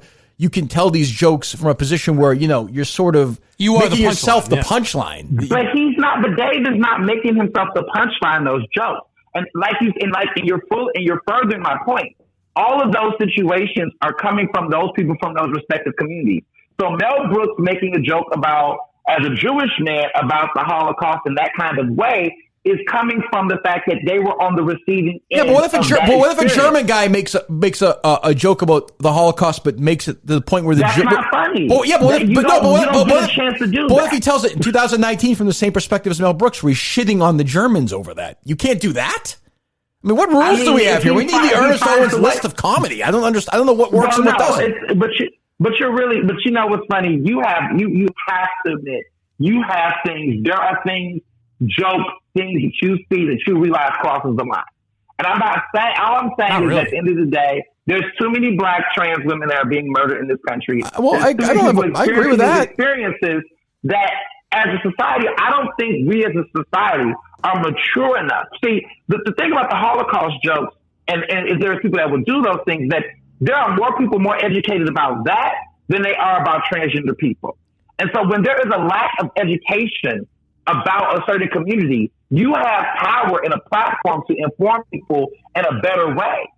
I mean, let's be clear. The jokes, quote unquote, about black people in the 1920s in comics and Amos and Andy, people thought that was funny. Today, most people would not think that's funny. Most people don't think blackface is okay. Correct. Those were things that were okay back then because people did not have the education about race that they do now. Sure, but so I would say you know better, you're supposed to do better. But I would say the equivalent. But while that equivalency doesn't quite work is in 2019 we're aware and sensitive to the transgender suicide rate. Lie. That's a lie. Well, that's I mean, a lie. That's a lie.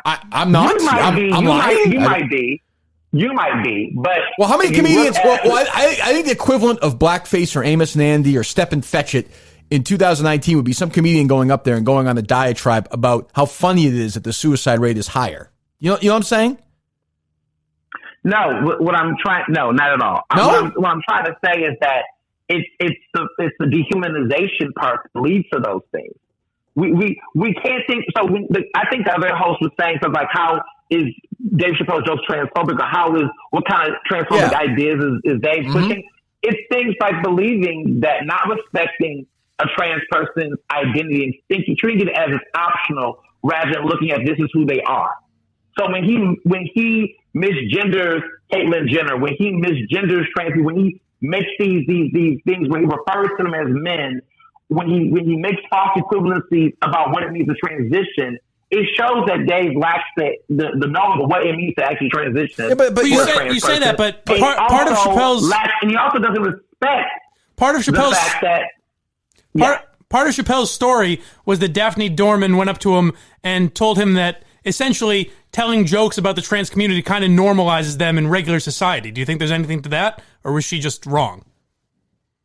I think that Daphne was a comedian who was someone who aspired to be a comedian. And I think that she was in an industry where we don't know that many trans comedians. I mean, how many other trans comedians do you know, right? Right. And I think that as a result of that, for her, this is her working in this industry. She did the opportunity to see one of the most highly profile, well-known comedians of our generation. And in some way, so you don't think at all it could help normalize people and help people cope with what they're going through or anything like that? I don't think so, because growing up gay, you don't think comedy can help people get through that? That's crazy. Well, I understand that you grew up you grew up gay, Ernest, right? Correct? Right, but what I'm saying is that there's people that have. When I grew up, let me explain, because if we talk about experiences, especially within this LGBTQ community, people were not progressive on what they thought about what it meant to be openly gay. And there was a lot of comedians who, like Eddie Murphy and other folks, used to make those jokes. And when I grew up, people ran with those stereotypes about what it meant to be gay. And that led to bullying, led to, sexual harassment. That led to all types of uncomfortable, unwarranted remarks because of the fact. And a lot of times they were running off of jokes that they would say things to me that came off of jokes from shows that I also had saw growing up. And I realized that this wasn't making me comfortable. This wasn't making my life any easier. But shouldn't you say that the kids bullying you were wrong, not necessarily Eddie Murphy or Dave Chappelle? But who are their influences, though? Where did they get those jokes from? But you would have to. What was pop culture? You would have. What was pop culture that's reasonable. And the gay guys on these sitcoms were always super feminine. They were the punchlines in the 80s. That was like Will and Grace. You got Will and Grace. You got In Living Color when they had the guys. Right, Damon Wayans and right. No, that's right. There you go. Right, that's right. But I would say, I think you got to say that we've progressed from that point to. I mean, if you can't say we have progressed from that point to the point that you say something like that now. Like, look at Regina Rodriguez, right? You can't say, there were certain things that you could say back then that you can't even say now without there being a problem. Now people don't make as many jokes like that. I don't see that many jokes about gay people being done by straight comedians in the same way anymore. There's a couple of people, right? But not as many. And I think that that's because people got more informed and people got more educated, and it took work to do that. But I'm saying that right now there's a critical moment in the transgender community where there are people trying to give the information, trying to inform people. And I think that the kind of humor and jokes that Dave Chappelle makes about trans people is an affront to that. And I think it has no impact at all on the like. I think he's a comedian, but we just anyway. I know it's at Mr. Ernest. Talk to some trans people. Sure, talk to some black trans women. Sure, absolutely. Go online. There's hundreds of people who start petitions who have said these things. But there are also some that like Dave Chappelle and like other comedians. But see, what you don't allow is the idea that there are some who are like, oh, yeah, exactly, like, oh, I think he's a great comedian. I think it's a joke. I think he's telling jokes. I'm not offended by that. I can continue to live my life. Just say some people like it and some people don't? That's not on the receiving end of that joke, though. See, the difference is that unless you're not trans, you're not in the LGBTQ community. Correct. So for you, it's not going to be offensive. I've seen people make jokes about white people and white people get offended. I'm just looking like I'm not me. I don't give a shit. Chappelle makes jokes about white people all the time. He's one of my favorite comedians. Opportunity offender. You're an equal opportunity offender, right? Yeah, Ernest. Ernest, hold on, Ernest. This is actually this is an interesting perspective. This is actually a comedian. Steve Robinson does a famous roast in Maine, so you might get his perspective. Go ahead, Steve. Ernest, do you think that white people should be offended by Dave Chappelle making fun of heroin addicted whites? Because the heroin epidemic is ravaging white communities. Dave Chappelle doesn't have any experience with that. Should we be equally offended? Not a funny comedian, Ernest, but go ahead. Well, I was going to say that. Well, wait, is you talking about Dave Chappelle specifically? Well, basically, if Chappelle shits on white people, me as a white guy, Kirk Minihane, should I be offended? I'm not, but I mean, by your definition, I should be offended? I think if you struggle with addiction, you have dealt with that, and you have some, you might be most likely offended by it. I think that's the attempt. Well, I think Dave Chappelle humor is in many ways meant to offend those who he's joking about at the expense of making other people laugh, right? Right. And I think that's the reality. And I think that what my point is here is that people have the right to be offended. People have the right to find it funny if they want to. But I want people to understand where it's coming from. I think a lot of the problem is that when people are offended with things, people automatically think that people want to kill comedy or people want to, cancel everything and everybody. I think the reality is that you just need to understand where that offense is coming from and learn from it.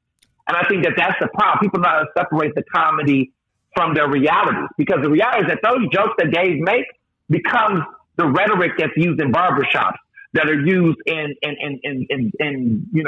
locker rooms. It doesn't stop. Most people don't stop from watching a special. They'll just watch a comedy special and laugh. Well, see, I believe in conversation to go over. I believe in personal responsibility. I think if you're, you should be able to think on your own. If you're that influenced by a comedian, you have your own issues. I mean, honestly, if you can't just go see it, if you listen to a Dave Chappelle special and he tells a couple of trans jokes or transgender jokes, if that influences the way you think, I think there are bigger issues than that.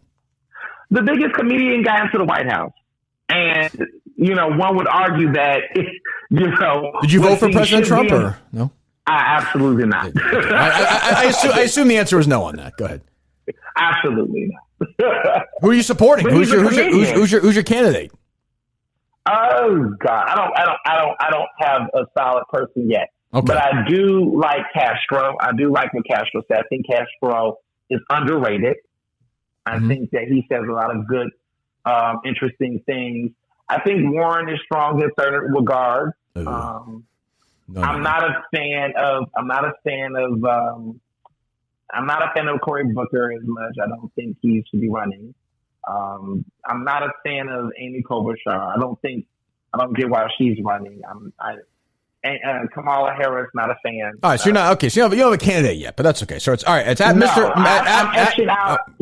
At Mr. Ernest Jones. I'm interested in the top go ahead. What's that? Mr. Ernest Owens.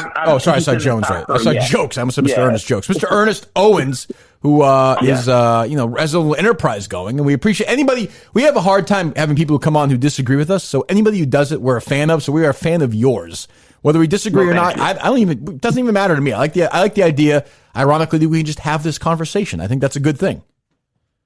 No, absolutely, and I think that the good part about it, and I think more people should do, is figure out what's behind the madness. A lot of people see the stuff, the reactions on Twitter, and they don't understand what's behind it. And that's why I got on Twitter and followed and doubled on my thoughts. my lasting thought, and I want you to think about this, is that you all might have watched Dave Chappelle's show and thought it was funny and whatnot. But I wonder, like, all of his fans that was watching that show, how was they taking it? And what are the consequences for people like Daphne or people that become the butt of his jokes? Does it go away? You know, we've seen too often on social media where the president or somebody does a call out of some person, and then we never follow up to see what happened to that person. And I'm just curious to see what happened to Daphne after all of that attention. We don't know. You know, rest in peace. Okay. Well, thanks again, Ernest. We'll talk to you down the line, I'm sure. Definitely. Take care. Thanks.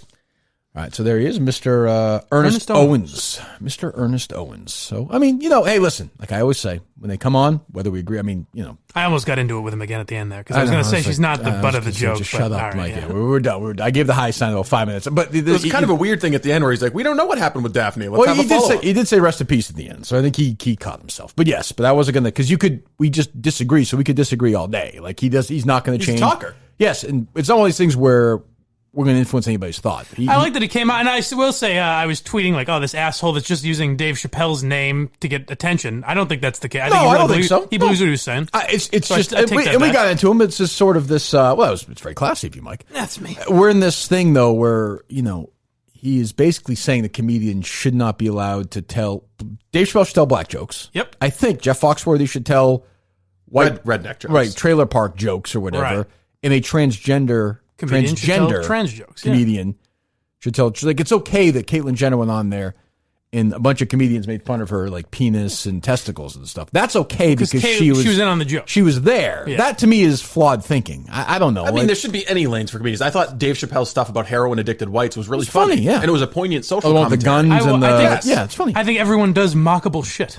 Yeah, whether you're white, black, blind, mentally ill, whatever the fuck. I think everyone does dumb shit sometimes that deserves to be mocked. Goes up there and tells some unfunny thing, an anger-laced thing about how transgender women or transgender people are committing suicide. I think we should play it and shit on them. Like, I don't think they should go to jail or anything. You know what's also going to happen to that comedian?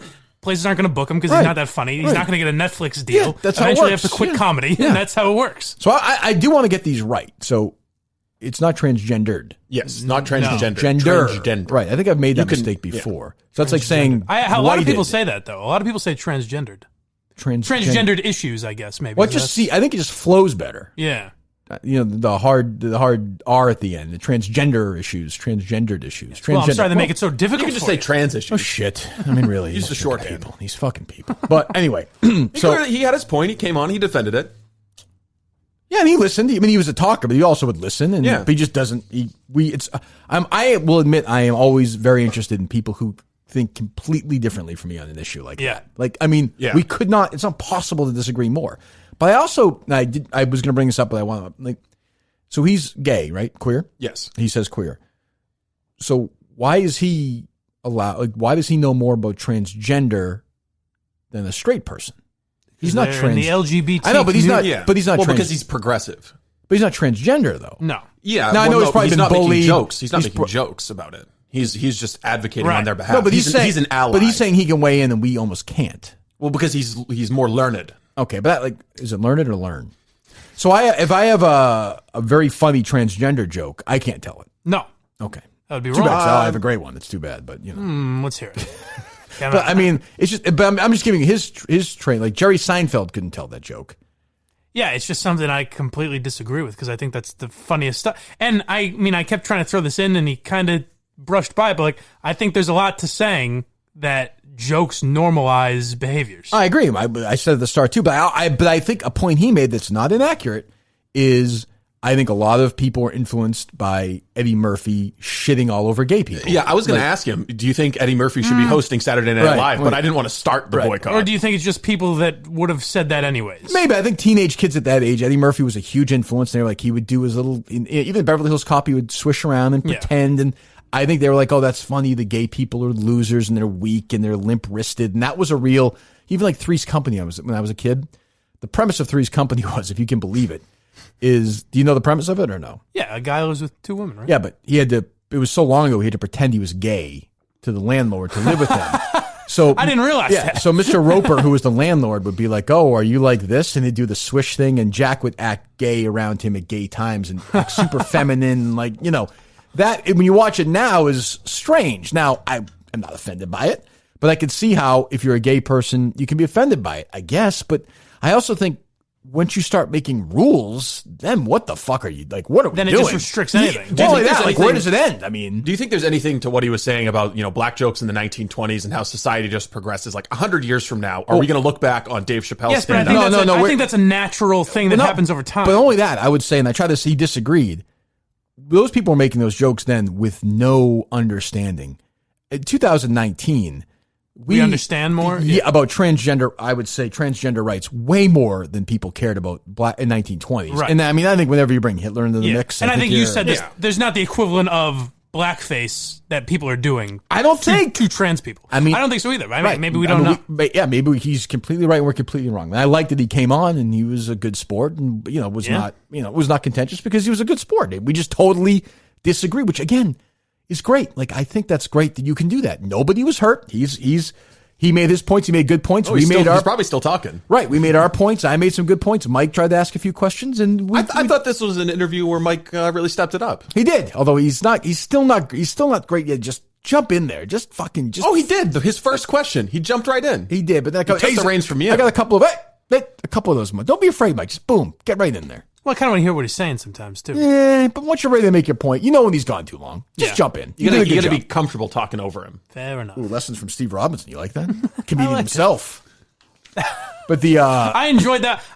That's a moment where, like, obviously Ernest has no idea what the fuck we're talking about, but I enjoy it. Well, the interview's not always for Ernest. There's also listeners. Yeah, exactly. But, you don't... I'm not stroking myself here, but you don't get that in a lot of places. Where you hunt these people. That's why I always want to have these people on. Who's the last person we had on? Oh, like God. That? Anyone? I don't even know. Have we had one yet? Well, we had the trans professor on briefly, but maybe OJ's attorney. Oh, yeah. I guess that would be the last one. I feel like there's somebody we're forgetting.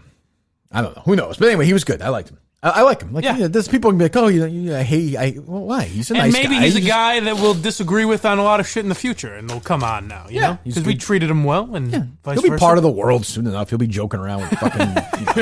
He'll be texting you about Rich Kelleher. Yeah, it's inevitable. It's inevitable. Of course. But that's always my point with Murchison is like, I just had that conversation. Yeah. Like, oh, well, he's going to clip something after. Of course. I said the transgendered instead of transgender. That'll be his takeaway, as opposed to two people who have completely different philosophical takes on a couple of tweets. Talk it out, make points, agree, disagree, say, hey, good to have you on, let's do it again. Mm-hmm. Like, where's, it's always very wrong of you. Yeah, it's always some... all these shows want to have on people they just agree with on it. Like, who the fuck why would we want to do that? We agree on it. Yeah. The crazy thing is, though, we do live in a world. I mean, Ernest didn't strike me as this kind of a guy, but we do live in a world where we could be having this conversation. Like, oh, wasn't it great to have him on? And he could be tweeting, like, I was just abused by the Kirk Minihane show. No, sure. I don't think he's like that. I don't think so either. No, but people do that a lot now, yeah. That's true. All right, what else do we have? Oh, by the way, go to KirkMinihaneShow.com to get T-shirts and support the show. Yes, working on a new one coming soon, I think. I'll say you better act fast because I think we're going to discontinue some of these old shirts because we get some new ones. Does that make sense? We are. We're going to move them out of our storefront. Good. Go to KirkMinihaneShow.com and get your shirts today. And we have an Instagram. For a limited time only. Yes. If you want Things Take Time, the Blind Mike drawing shirt. Right. Which is, by the way, the most successful shirt, the Blind Mike drawing shirt. Yes. And we have an Instagram account. Yes, we do. At Kirk Min Show. It's on fire. I don't know if you checked it yesterday. We got our millionth follower yesterday. Weren't you on there interacting with followers? I was. Yesterday? Well, I'm happy to do that, Steve. Just set me up, and I'm happy to be, give me the password for the Instagram account. Can I contribute to that as well? Yes, you can. I feel like I can. We change it every day now just to be safe? I think it would be good just to have, pictures of your day-to-day routine. Sure. Like you getting your chalky milk in the morning. Why not? Go for my runs. Or just, I'm happy to update on that. I'll do it all day. That's fine. I'm happy to do that. Here's a fun Instagram promo. If you see Kirk Minihane out in the streets, tag him on Instagram. Necessary. This may be getting a little strong, but I understand. We'll be flooded with that. That's true. Shut down the whole thing. All right, what else we got? This is Rich Kelleher calling into a South Carolina radio station. Okay, go ahead. It is 6:44 here, 107.5 The Game. Let's go to Rick. Rick, welcome. Yeah, hey, how you doing? Great, Rick. What's going on? Hey, not too bad, my friend. I'm up in Boston, but I graduated in 2014 from USC and used to listen to you guys all the time, so it's a little homecoming there. But I have a couple questions for you. Okay. So I'm in a survivor pool, and I'm really looking to see. I think we can cover. the spread here, but I'm a little. Rich takes a little too long. Yeah, what to are get we into doing? it. What the fuck are we doing? Did we miss something? Between Boise State and Hawaii or South Carolina, Georgia. So I know, listen, things take time on it, but Nope, negative. Moving Did we on. miss references? No, we didn't miss any references. What was Oh, that? Rich. That's terrible. What is that? It took him 10 minutes to get to things take time. What is the? I don't even understand that. That's his version of a prank call. Does he have other ones? Yes, he does. His other ones, I'll say, are a little bit better. He spent 10 minutes talking. Rich, you got to pepper in as many references as you can if you're going to do this. He spent 10 minutes talking to, I believe, a Catholic radio host. Okay, well, all right. I'm curious to hear that. All right, here's him on. I think this is a Missouri station, WTJY. They call me Pokey. I'm Big Pokey Bear, and you're listening to 97. It's crazy. Like, this is going on all over the country. Like, all over the country, this is going on. Like, right now, that's something. That's on right. Like, these shows are on all over the country somewhere. It's unbelievable. They call me Pokey. I'm Big Pokey Bear, and you're listening to 97.7 Core DJ Buzz, WTYJ. What state is this? Is it either Missouri or Mississippi? We got to figure it out. Oh, yeah. we got it. Yeah. Oh, well, we can just look up the call letters. Okay. What kind of station is this? Is this a classic rock station or I believe it's conservative talk? Predominantly African American. Okay, good. I like that. They should, They call him John. John said he got to say sorry to his brother, Rich. He said, Rich, John said he want to tell you sorry for talking about you on the photoshopping and being blocked on all your social media. That's hold on. That's MHB and Rich? I believe, yes. There's a feud between MHB and John. Here's that boy Pokey, huh? Yes, indeed. Right here from 97.7, yeah. Don't forget to check us up on the World Wide Web at www.natchez.radio.com. We got them checking us out in radio.com. Philadelphia, Oh, Pennsylvania. God. Is it really? It's going out to John. To his brother, Rich, huh? Yes, indeed. Let's get him up, y'all. Here's the what?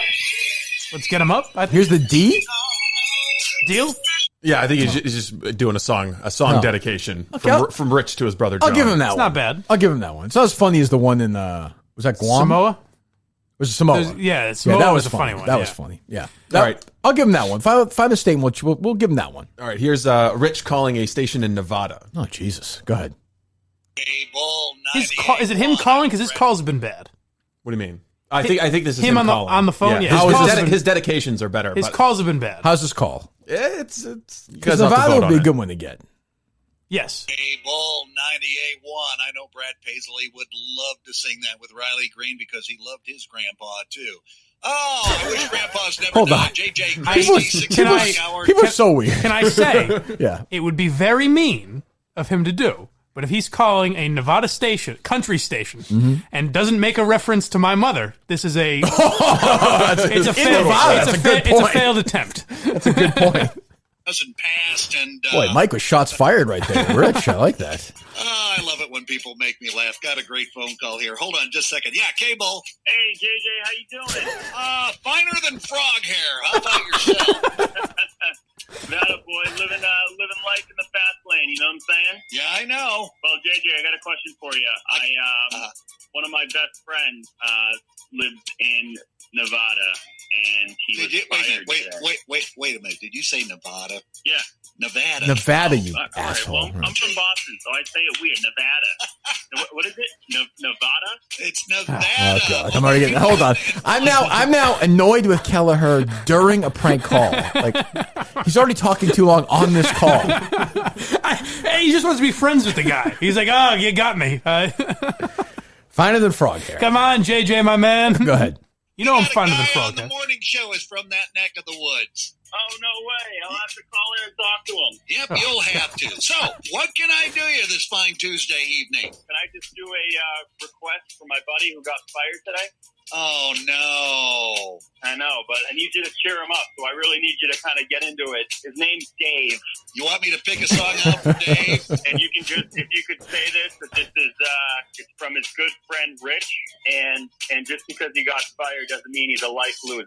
It's our little inside joke. Dave, if you're listening in right now, trust me, buddy, love the life you got because it's going to get better. To sing that song for you next. All right, that worked. On K-Bull 98.1. Who is that guy? I have no idea. He's finer than frog hair. That's a lot of work to talk like that. That's funny. That's funny. That was good. All right, check. So Nevada off the list. Good. All right, now making some progress. Anything else or no? All right, here's Rich Kelleher's call into a Louisiana radio station. I think it's one of the religious ones. I tweeted this last night, and I meant it. That it was eye-opening to me that I was with I was with the Warthog last night. Yeah, well, sure. I'm scrolling through Twitter, and I say there's no I was breaking news as if I was like, oh, LeBron talked about China. I go, oh, looks like MHB thinks Rich Kelleher is splitting up the Minifans and Minifans. And he looks back at me like, okay. Explain to me to this in 30 seconds. Oh, I think Rich kind of made some points. Oh, I mean, Rich actually makes the points in this phone call. He explains to this Louisiana the situation. Yeah, I believe the Mincels are Kelleher guys. And so Kelleher has started an uprising among his group. Yes. He can't have anybody who is on his side, though. He does. Other than that lunatic who was at the hot dog thing, his sidekick. That guy, KFC, is a Mincel, so he must be on Kelleher's side. That's true. All right, let me hear this. I am no longer hungry. I understand we have a caller. Yes, hold on, this host is so shocked. Yes, we have a caller? I do not believe that this is a show that gets a lot of calls. Guess I don't need to stop and eat today. We've got a call on the line. I'm going to tell you that this goes on for 10 minutes. Is that true? Yes. Oh, God. All right. Well, we won't play the whole thing. Okay. We can fast forward to the end where they say a Hail Mary together. Now, a message to Rich. If you're on for 10 minutes, he should have gotten 6,000 references. Yeah. But Kelleher is more about, I think he's now going to call the show not he'll just get some advice from him. I think he's realized these people will talk to him. I think Rich is playing a higher level game than just inside show references. But I think he doesn't have any friends, so he's kind of like, these are my new friends. These are his guys. Yeah. This guy, Louisiana, and he'll the guy. Give him some advice. Is it Nevada or Nevada? Nevada. I say Nevada, so it's Nevada. So it is Nevada. Let's call the whole thing off, huh, gang? Shut up. All right, go ahead. Let me hear this. I am no longer hungry. I understand we have a caller. Yes, welcome to the program. Hello, is it Rich? I like the idea. I understand we have a caller. It's my understanding. That's a weird host move too. It's. Right. I'm led to believe that we have some audio clips. Yeah. Do we have sound of? Somebody was saying to me earlier today that Rich Kelleher called a religious station in Louisiana. I'm to understand we have sound of that. Let me hear that. Hello. Hi. How are you doing, Father? I'm doing great. How are you? Good. This is Rich from McLean. I just called up. Two men that have never. Hold on. That was a good one. That was a very good insider. That's offensive. That's good. I'm offended by that. Now, this does sound, as much as we would make fun of Rich, this sounds like two men who have never spoken to other human life before. Yes. First of all, it should be Rich from McLean, to be very clear about this. Should they let him have a phone? I think McLean was like, you know what, we're good. We're not going to let you in here. Sorry, this is not salvageable. It's too much for us to handle. Go ahead. I'm doing great. How are you? Good. This is Rich from McLean. I just called. I was listening to your program, and I've been a pretty terrible brother lately with my brother John. Him and I have been fighting a lot. We've been making up lies about each other. We've even started going as far as slandering each other online, Photoshop, and on Twitter, this terrible Twitter machine. Hold on. This is my overall point. While he annoys me, there is something about Kelleher there's talent there. There's something funny. Yeah. I mean, think of what he's doing. Oh, I threw this out on Listen Up Dummies the other night. What's that? Careful. I want your thoughts on it. Sure, go ahead. I'm going to be doing this, whatever we're calling it, after show, wrap up show, whatever we're going really to call moving it. along. Yeah. Yes. When we get video equipment. Sure. Yeah. Whenever the hell that happens. Yeah. Sure. So. I thought I've learned that I'm not great by myself. It's not as fun. I mean, I'll have Steve here, of course, but he'll be pushing the buttons and everything. I'm going to have to be here for this? Yes. I assumed so. It's part of your job. But yes. You have to work 4 hours a day now. I wondered if I should have a wacky sidekick. I would vote for a rotating Minifan sidekick and see who sticks. Okay. Kelleher's an option for sure. Okay. But maybe get 2 or 3 that land. Okay. That makes it a little easier. So you don't want to have Kelleher. All right, that makes it a lot easier on me. You don't have Kelleher on every day. It was an idea I had that I didn't want to pursue, but I couldn't ignore it. Well, I think it's a good instinct, but I think you should try all of them. Okay. Don't you, Steve, or no? Yeah. No, I mean, I think the co-host makes sense. The other problem is definitely. The other problem is knowing where we are. What do you mean? Well, if Kelleher comes in here, he's going to have an exact address. Oh, no. Yeah, no. He'll do it remotely. Okay. Yes. Oh, God, no. What are you, fucking crazy? First of all, he knows where we are anyway. Right, I mean, of what are you, course. stupid? I mean, come on. But I'm just saying, then we'll have concrete proof. That's true. Yes. Okay. Yeah. Go ahead. That's not a bad idea, though. Go ahead. Really doesn't want me a part of, his world and our dad's world. Our dad's name is Kurt. And I'm really struggling. Well, I'm sorry to hear that. What's this guy's name? Do you know? Does your brother... I think he called him Toddler at the beginning. He's like, Toddler, don't blow this. Toddler? You've got to call him on. You've got a fish on the hook. Reel him in. Don't blow this, Toddler. The producers finally got the one. producer's giving this stream. Make it longer. I mean, Meanwhile, this guy Toddler is a huge fan. Like, he's playing along. Well, he knows it all. Yeah, he knows it all. You got to figure. He just starts dropping references too. Your dad's name is Curtis. It becomes a battle. How about that Office podcast, huh, Curtis? It'll just become a battle back and forth. Go ahead. Common household or? No, we don't. He lives a little far away, so most of our communication has been, on Skype or on pretty much Twitter. But I guess what I would say to John, and I know he's listening, is I just kind of I don't want to hate him anymore. I want to be his friend, but I also kind of want him to realize that he's sometimes petty and insecure and doesn't really do much anymore. He's not doing anything. He likes to think he's doing stuff, but he's not. And Dad knows it, and I know it, and really everyone knows that he's really kind of useless now. So is it a kind of thing that the family wants some kind of an intervention? And, this guy gets it. He's resisting. Is that what's going on, or is it just something between the two of you? Well, my dad and I also have had some problems too, but we're getting closer to reconnection. But I really think John are you? Is that true? I wasn't aware of that. Infringing on his territory by just being better than him, and I hate to say it like that, and I'm sure it's not the best way to come across as a Christian man, but I really do think I'm better than him, and I have a lot to offer. And he's better than you, or better than MHB? Better than MHB. Oh, okay, all right. I don't think he appreciates that. I think he's really insecure. I think he's petty and doesn't really want to admit that I have a lot going on more than him. Toddler? Well, it's interesting if you talk about this whole thing. It is interesting. Think about this. He has no idea what to make of this. There's because he talks about this whole thing called the comparison game, but maybe that's not the place. How to great go. would it be if we fast forward to the end of this Rich Kelleher car and this guy denounces religion? I'm moving on. I'm an atheist. How does it end? It ends. It ends a little something like this. Right, a thorny, knotty situation. That's a good contribution Pope Francis has made to the church. True. The devotion of Our Lady, untire of knots. So let's just say a prayer to her. In the name of the Father, and of the Son, and of the Holy Spirit. Amen. Hail Mary, full of grace, the Lord is with thee. Blessed art thou amongst women, blessed is the fruit of thy womb, Jesus. Holy Mary, Mother of God, pray for us sinners now, at the hour of our death. I don't think Rich is aware of this. He's just muttering nonsense. Richie and his family, dear Mother, we pray for all of them, and we entrust this to their care. May everyone in this family come to see one another. We're getting a prayer. The whole world's getting a prayer. Who is she? Did he say like his sister Ellie or something? Well, thank you so much. Oh, she is Mary, isn't it? Yeah.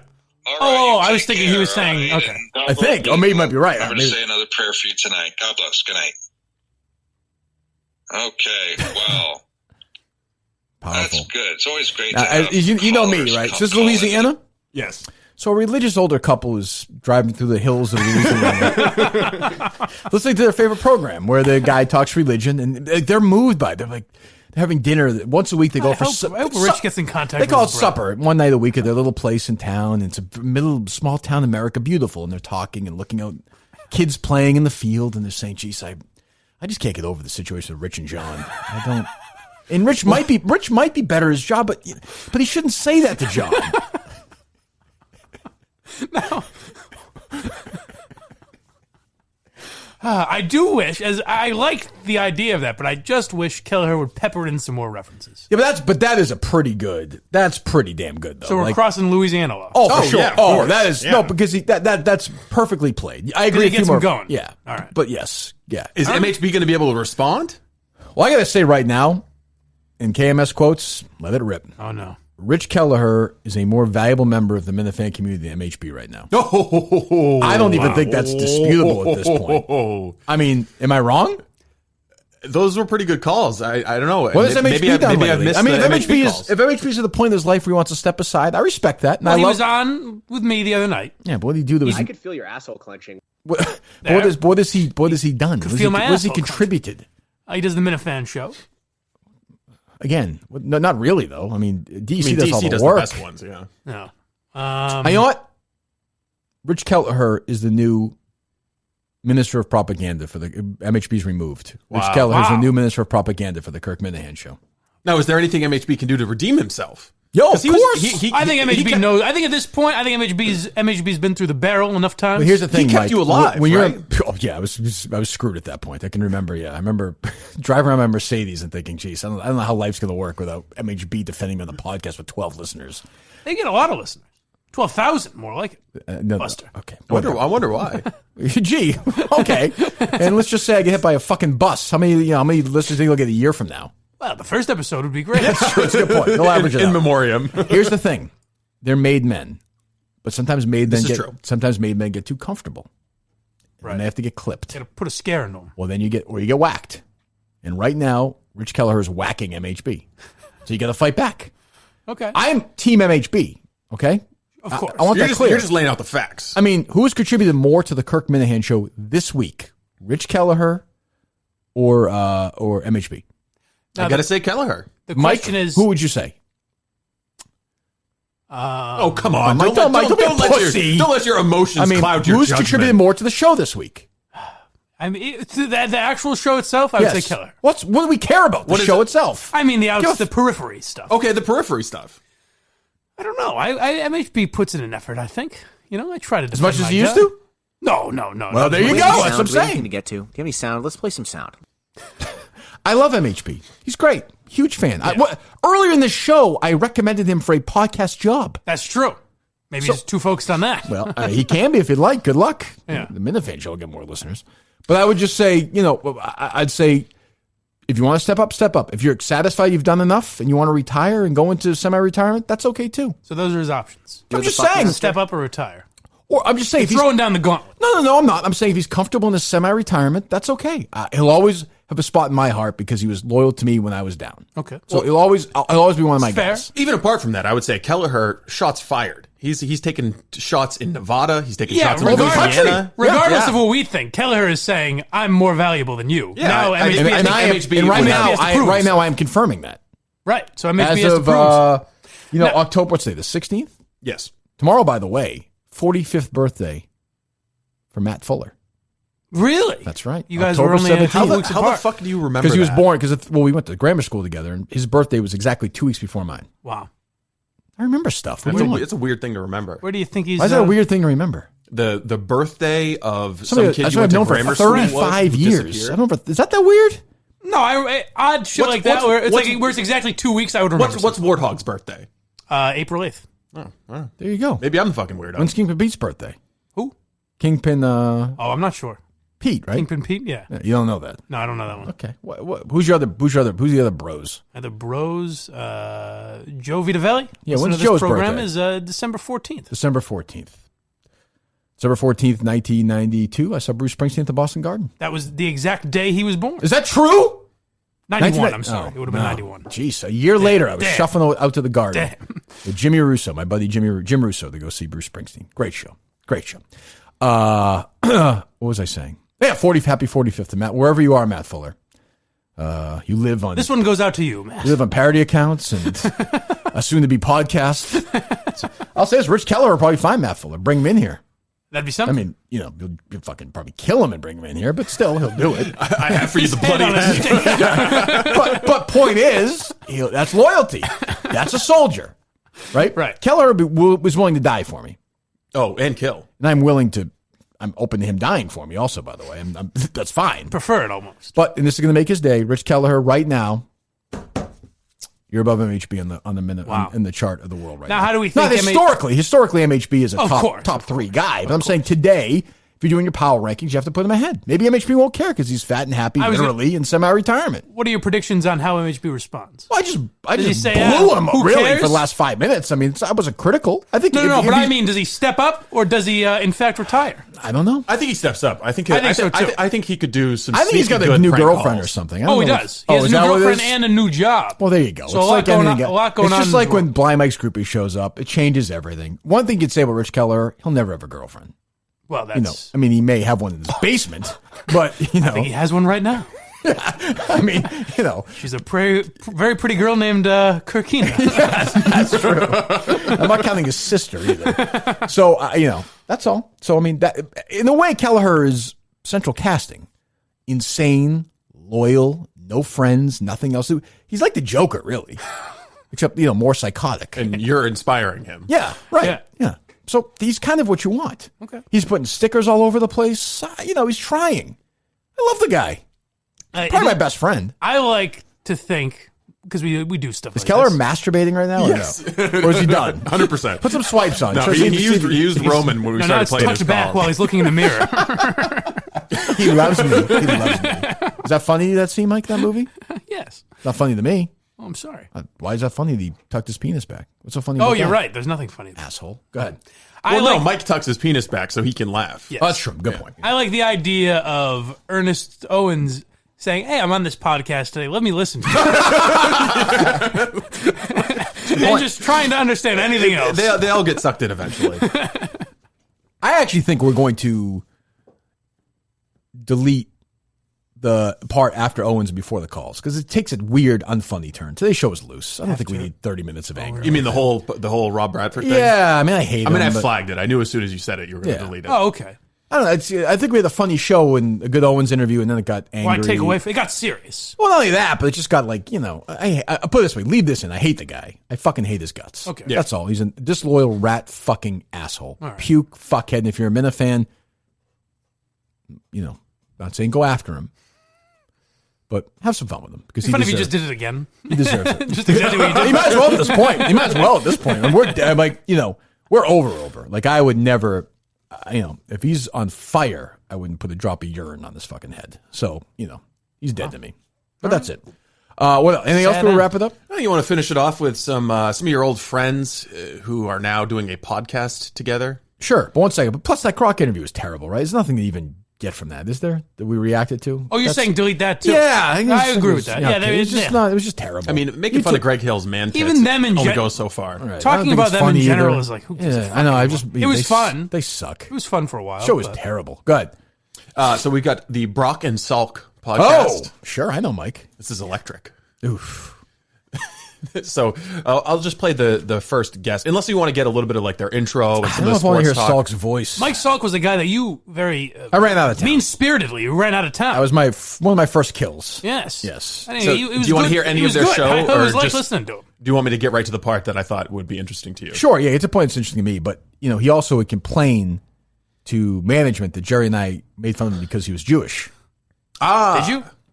Oh, he's saying the reason you made fun of him is he would complain to EI management that the reason we make fun of him is because he was Jewish. Well, you are a famous anti-Semite. The stuff you say off air about Jews it's ridiculous. Yeah. I mean, I also didn't even know he was Jewish. I just knew he was fucking terrible on the radio. This is very inside Boston, but Mike Salk was bad at radio. That Michael Holley on air had a problem with him. True, didn't like him, and Michael Holley's just kind of a boring guy. Correct.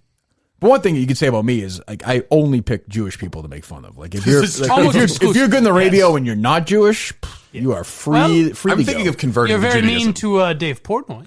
That's true. Yeah. That's true. All those gifts of his dog you laugh at. That's true. He's Jewish. Yeah. Is he? But he's not practicing at all, is he? No. Not at all. I don't think so. I don't think it's true. I see him sitting. Yeah. I'd be very surprised. Let me hear. Is this about me? No, this isn't about you. I think you'll appreciate it. Okay, good. Congratulations. Matt Hasselbeck was the first on our radio show ever. He was the first when we rebooted our radio show. It does a little bit. You got the boot. Mike Tirico's the first on the podcast. So I hope you feel really special. Ooh. Yep. That's good. You're our favorite. We went with our favorite number one guest, the person who can talk about the most. And the way you treat interns, we just admire so much. You are too kind. Interns, man. producers, I'm happy too. It's That's worked what I out meant. for you guys. Congrats. Be cool. It's definitely weird. It's a strange and very different. Right? It is different. What is he? Will you speak Are in they doing podcast some voice space just or like we something? will? See, we're speaking I will. podcast voice right It's now. not like the energy of live, but it's still weird, isn't it? It's so strange, yeah, because Brock and I are accustomed to doing a show based on energy, and everything that NPR tells me says that podcast is supposed to have no energy. So I don't. What really the know fuck are they talking? I don't even understand what they're talking Whatever. about. My wife would prefer if I talked the other way. Oh, they stopped doing a radio show, right? So they're doing a podcast now. I don't think they stopped. I think they were stopped. That's probably true, by the way. But I think Salky's actually the program director there. So he took himself off? Because, I think it's their show on like 9 ESPN shows or something. It's one of those things. Yeah. So he was so bad in Boston, the ratings were... He took himself off the air? I don't know. I think... So they're doing a podcast, and their first guest was Mike Tirico? I think they're doing ironically, they're doing Mike's podcast. Yeah, because they're not going to ask a single question about that. What the hell is going on? That's like, next week, we're looking forward to Charlie Rose. Charlie, these podcasts are so weird. What's weird about... You listen to me on the radio all the time, right, Mike? Yes. Do I sound any different? No. Like, I can say fuck. Well, I worry that when you said fuck on the radio show, too. So. I used to say all the time. It's true. I'm worried that if we ever do live stream, I'm going to say, "This, I've never done this before. What am I going to do?" I am a little concerned about live streaming that, like, there are things that we Can't say. get rid of stuff? Yeah, it's on there. Well, you've done it before. I have, and I've gotten a lot of trouble. And you've gotten dumped a lot. Yeah, so maybe you can't handle it. We are not dumping shit on that live stream. No, we won't even have the capability to do so. Right, that's what I'm saying. Huh. Why don't I want to be a thing where I'm watching? We could also live stream, say, 15 to 20 minutes of the show. Yeah, I don't know. Okay, so what else? Anything else? We'll think about it. All right, maybe the rant today would be just for gold subscribers. That's true. Get your money's worth. Yeah, get what you pay for. All the people on Twitter be like, why are they deleting their stuff? It's nothing bad. I'm happy to say it. It just didn't fit what we were doing today. Yeah. I'll say, believe me, I hate Rob Bradford. That's pretty much the point of it. Right. And I do hope he's dead soon. So really, we'll just keep everything in there. Yeah, we're fine. I'll just leave it in. We're fine. All right. No, I think it's too long, and the Greg Hill stuff sucked. Yeah. It just wasn't funny. Go ahead. What else? We've got a little bit of bad radio from Carson and Kennedy that the intern actually flagged. I actually forgot about Carson and Kennedy. Yeah. It's not the intern. Dave Cullinane Sr. Yeah, he's the... Oh, sorry. He's charge of Instagram content. Dave Sr. found this. He's the chief of content for the Kirk Minihane show. Okay. He's been upgraded. Yes. Chief content officer. Yes. So he pulled a... You think Cullinane would be willing to be an intern? Yeah. Wasn't he? What was he doing? That's a good point. That's a good point. Yeah, it's good. There's a little bit of debate audio, which is just... I don't think you're going to want any of that. What's Carson Kennedy? Any good or no? Yeah, I mean, it's just a bad radio show. Sure, I like that. Man, you're going down. You think you can, but you can't. Oh, no. We already did this before, haven't we? Oh, no. Yeah, this can't be Kennedy. Well, hey, they do it every week. Brittany is from Foxborough. Good morning, Brittany. Good morning. Hey, girl. You ever bump into, like, Coach Belichick at the gas station? Oof. To who? What? No, I don't bump into him at the gas station. Because they play and practice there? Yeah. That's an interesting question. Yeah, so these two probably go to the same gas station all the time. What a douchebag. Yeah. Jesus Christ. What else? Anything else from that or no? Oh, yeah, the clip goes on. It's just... I got a hoodie. By the way, I have the Pharaoh book. Oh, you do? Good. I do. About 50 pages in. Good. Excellent. It's good. Publisher is not getting back to me. Anything you didn't know that you've gotten to yet? Not quite yet. At this point in time, they've usually squeezed all of the salacious stuff out to get people to buy it. Yeah, the juice is not worth the squeeze. Yeah, right. No, but it's actually well written too. He does a good job, and he's self-deprecating. I actually think he'd be a good sport with us, but self-deprecating. Was he doing jokes in there? Well, he's kind of making fun of his the ratings of his show on MSNBC, and so he's I look a lot like my dad. He does. It's almost like my parents were strangers in the night. He said, but that's life, and then he does a lot. That's life. Go ahead. You might have seen him. Yeah, I just feel like when you live in He doesn't Fox, pump his own gas. No, sir. we're on to premium. He sent somebody else out that way, hear which that is one? fine. We're on the premium. You I get just it? feel like when you live in Foxborough, you're like running into Patriots players all the See time. Gronk at CVS. Right, exactly. Oh my God, there's Every Julian once in a while. Edelman at Forever named 21. Why don't you give another example of a fucking Patriot, like a store or gas station in town? You fucking talentless fuckheads. Hey, Bill Belichick at the gas station. Oh, there's Rob Gronkowski at CVS. Hey, there's Julian Edelman at Stop and Shop. Wait. But I have you heard all those, but I have a funny joke. Uh-huh. Hold on. Imagine if this girl saw like Jamie Collins at a Walgreens. Oh my God. Wouldn't that be funny? Is that Josh Gordon at Five Guys? You know who's not at Five Guys? Wait, Tom Brady wouldn't be. Hold on. Yeah. If Gerard Mayo was at Applebee's, wouldn't that be funny? Now you get it. That's actually I was at TJ Maxx the other day at Foxborough. Josh McDaniels was there. Oh my God. It was crazy. Oh, now It was these are funny crazy. references. And he was there in the town where they practice buying stuff. Right. You know what I mean? Yes, they don't leave that town either. No, they're always no, there. it's like- they're always there. I mean, whatever. Like one time I was at Dunkin' Donuts. I don't really. Sonny Michelle was there. Yes. I just ran into him. I saw Chandler Jones when I was buying weed in Foxborough. How many years ago was that? The latest reference I could come up with. Malcolm Butler probably would have been a better reference. But. That's true. Go ahead. Don't. Brittany, will you kick Kennedy out of the studio, please? I'm just being silly, Kennedy. What can I say? Save that laugh, please. That's a great laugh. Brittany, will you kick Kennedy out of the studio, please? I'm just being silly, Kennedy. What can I say? Okay, good. Even she is disgusted with this. She's like, listen, I thought it would be funny to call a radio show, but questions, Jesus get more right Christ. than Kennedy. I thought it'd be funny to get paid to call. I mean, dude. She's like, you know what? I don't want your money. Get this fucking. Do we think even this is an actor? No, probably. But I don't think. I think this one's real. She seems disgusted by the whole process. Okay. She's trying to beat Kennedy. Get your gas station jokes out of the way, asshole. Oh my God.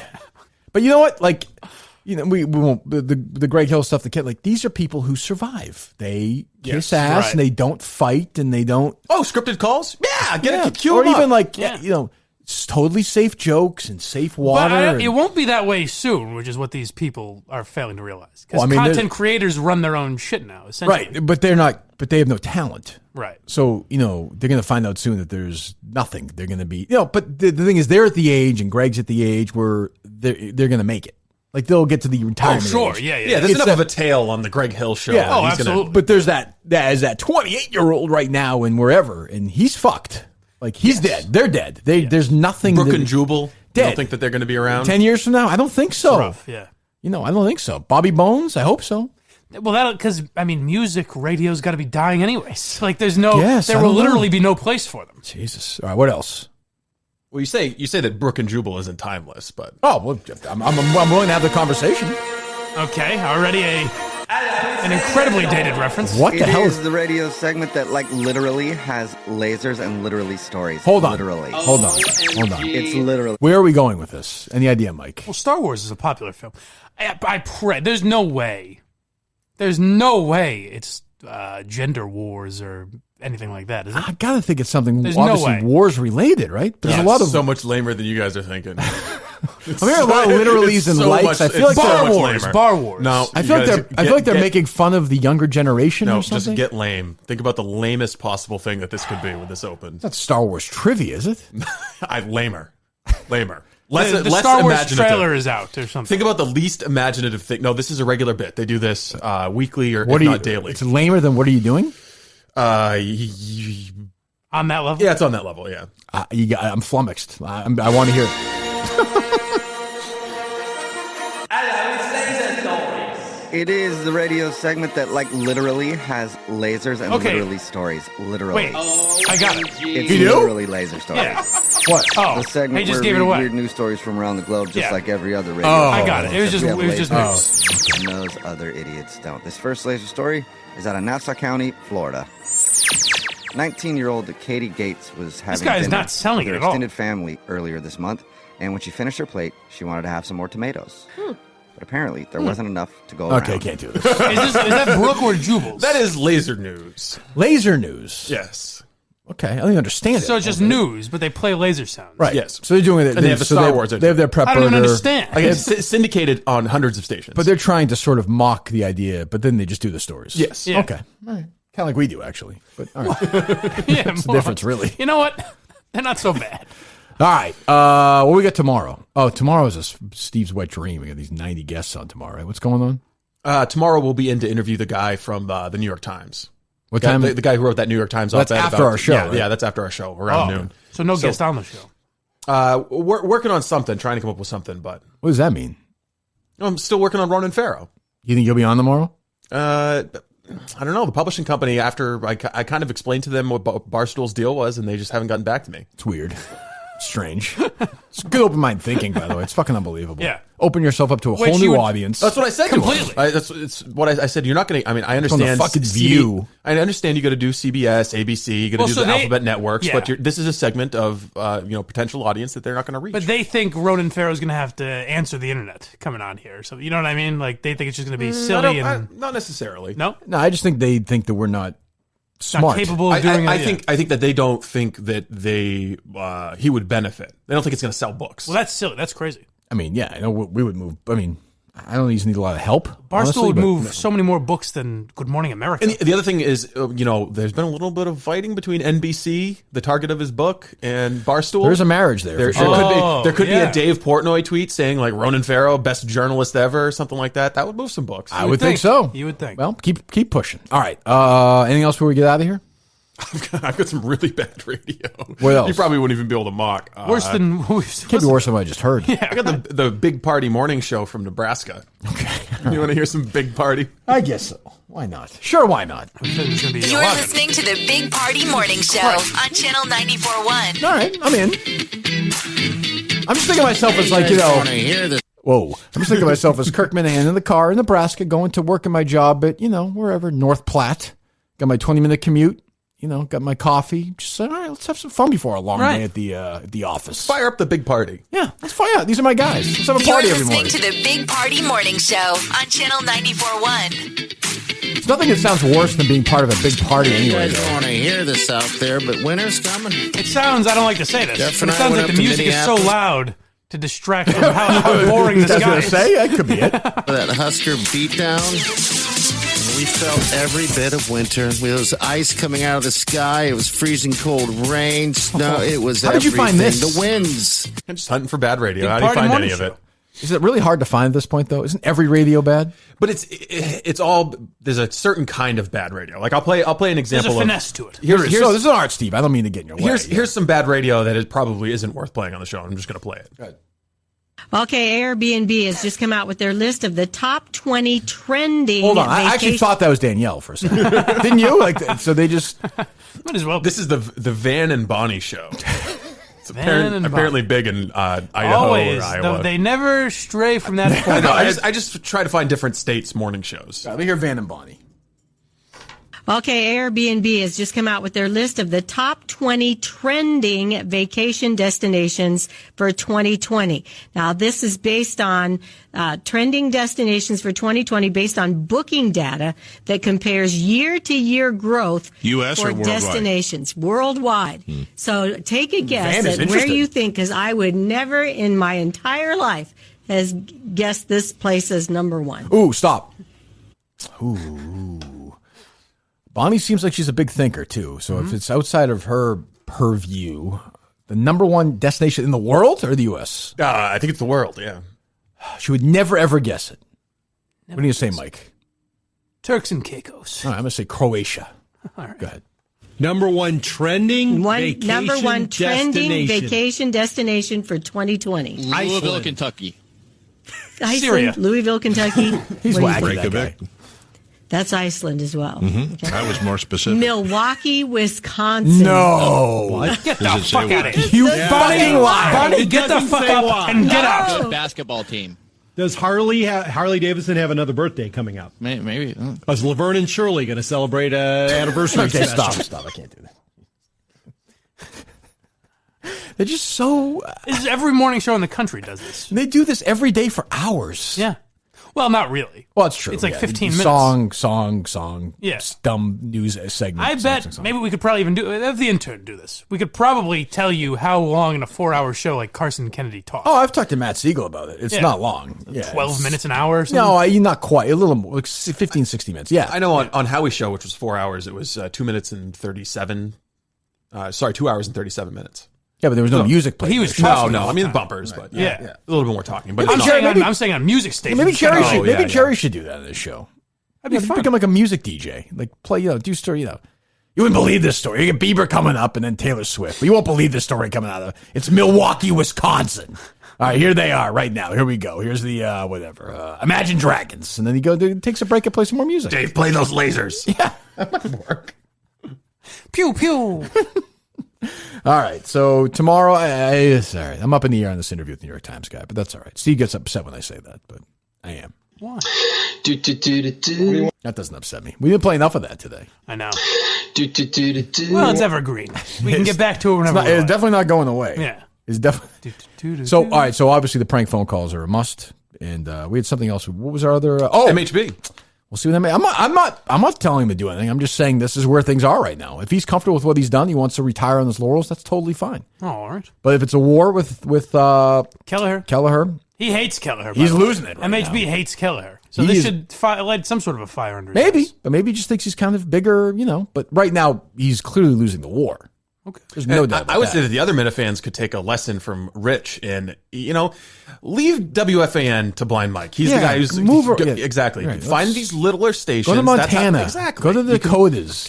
Find a station where the guy's like, "Oh, we have a call. Right. All right, let's talk to this guy for 10 I find it interesting minutes." is Mike's inability to admit that Kelleher's winning this because of his loyalty to MHB. Very He's in a weird spot. Just like he doesn't admit that his loyalty is to Barstool. Correct. Anytime I criticize MHB, he's very sad. I don't like to so upset. what? I don't like to upset my guy. Your job is to be honest on the show. All right. Well, then, he's falling behind Kelleher a little bit. Correct. That's all we're saying. All right, that's the reality situation. It's There not you like go. It's not like we're throwing him overboard. I just figured the guy needs a little, maybe he needs a little coddling. New job, girlfriend. He's fat and happy, so good for him. All right. All right, so we're back at it tomorrow. So once again, most importantly, though, Instagram. I mean, that's really ultimately Kirk Min Show on Instagram. Kirk Min Show on Instagram. We'll be very active on it. All right, goodbye.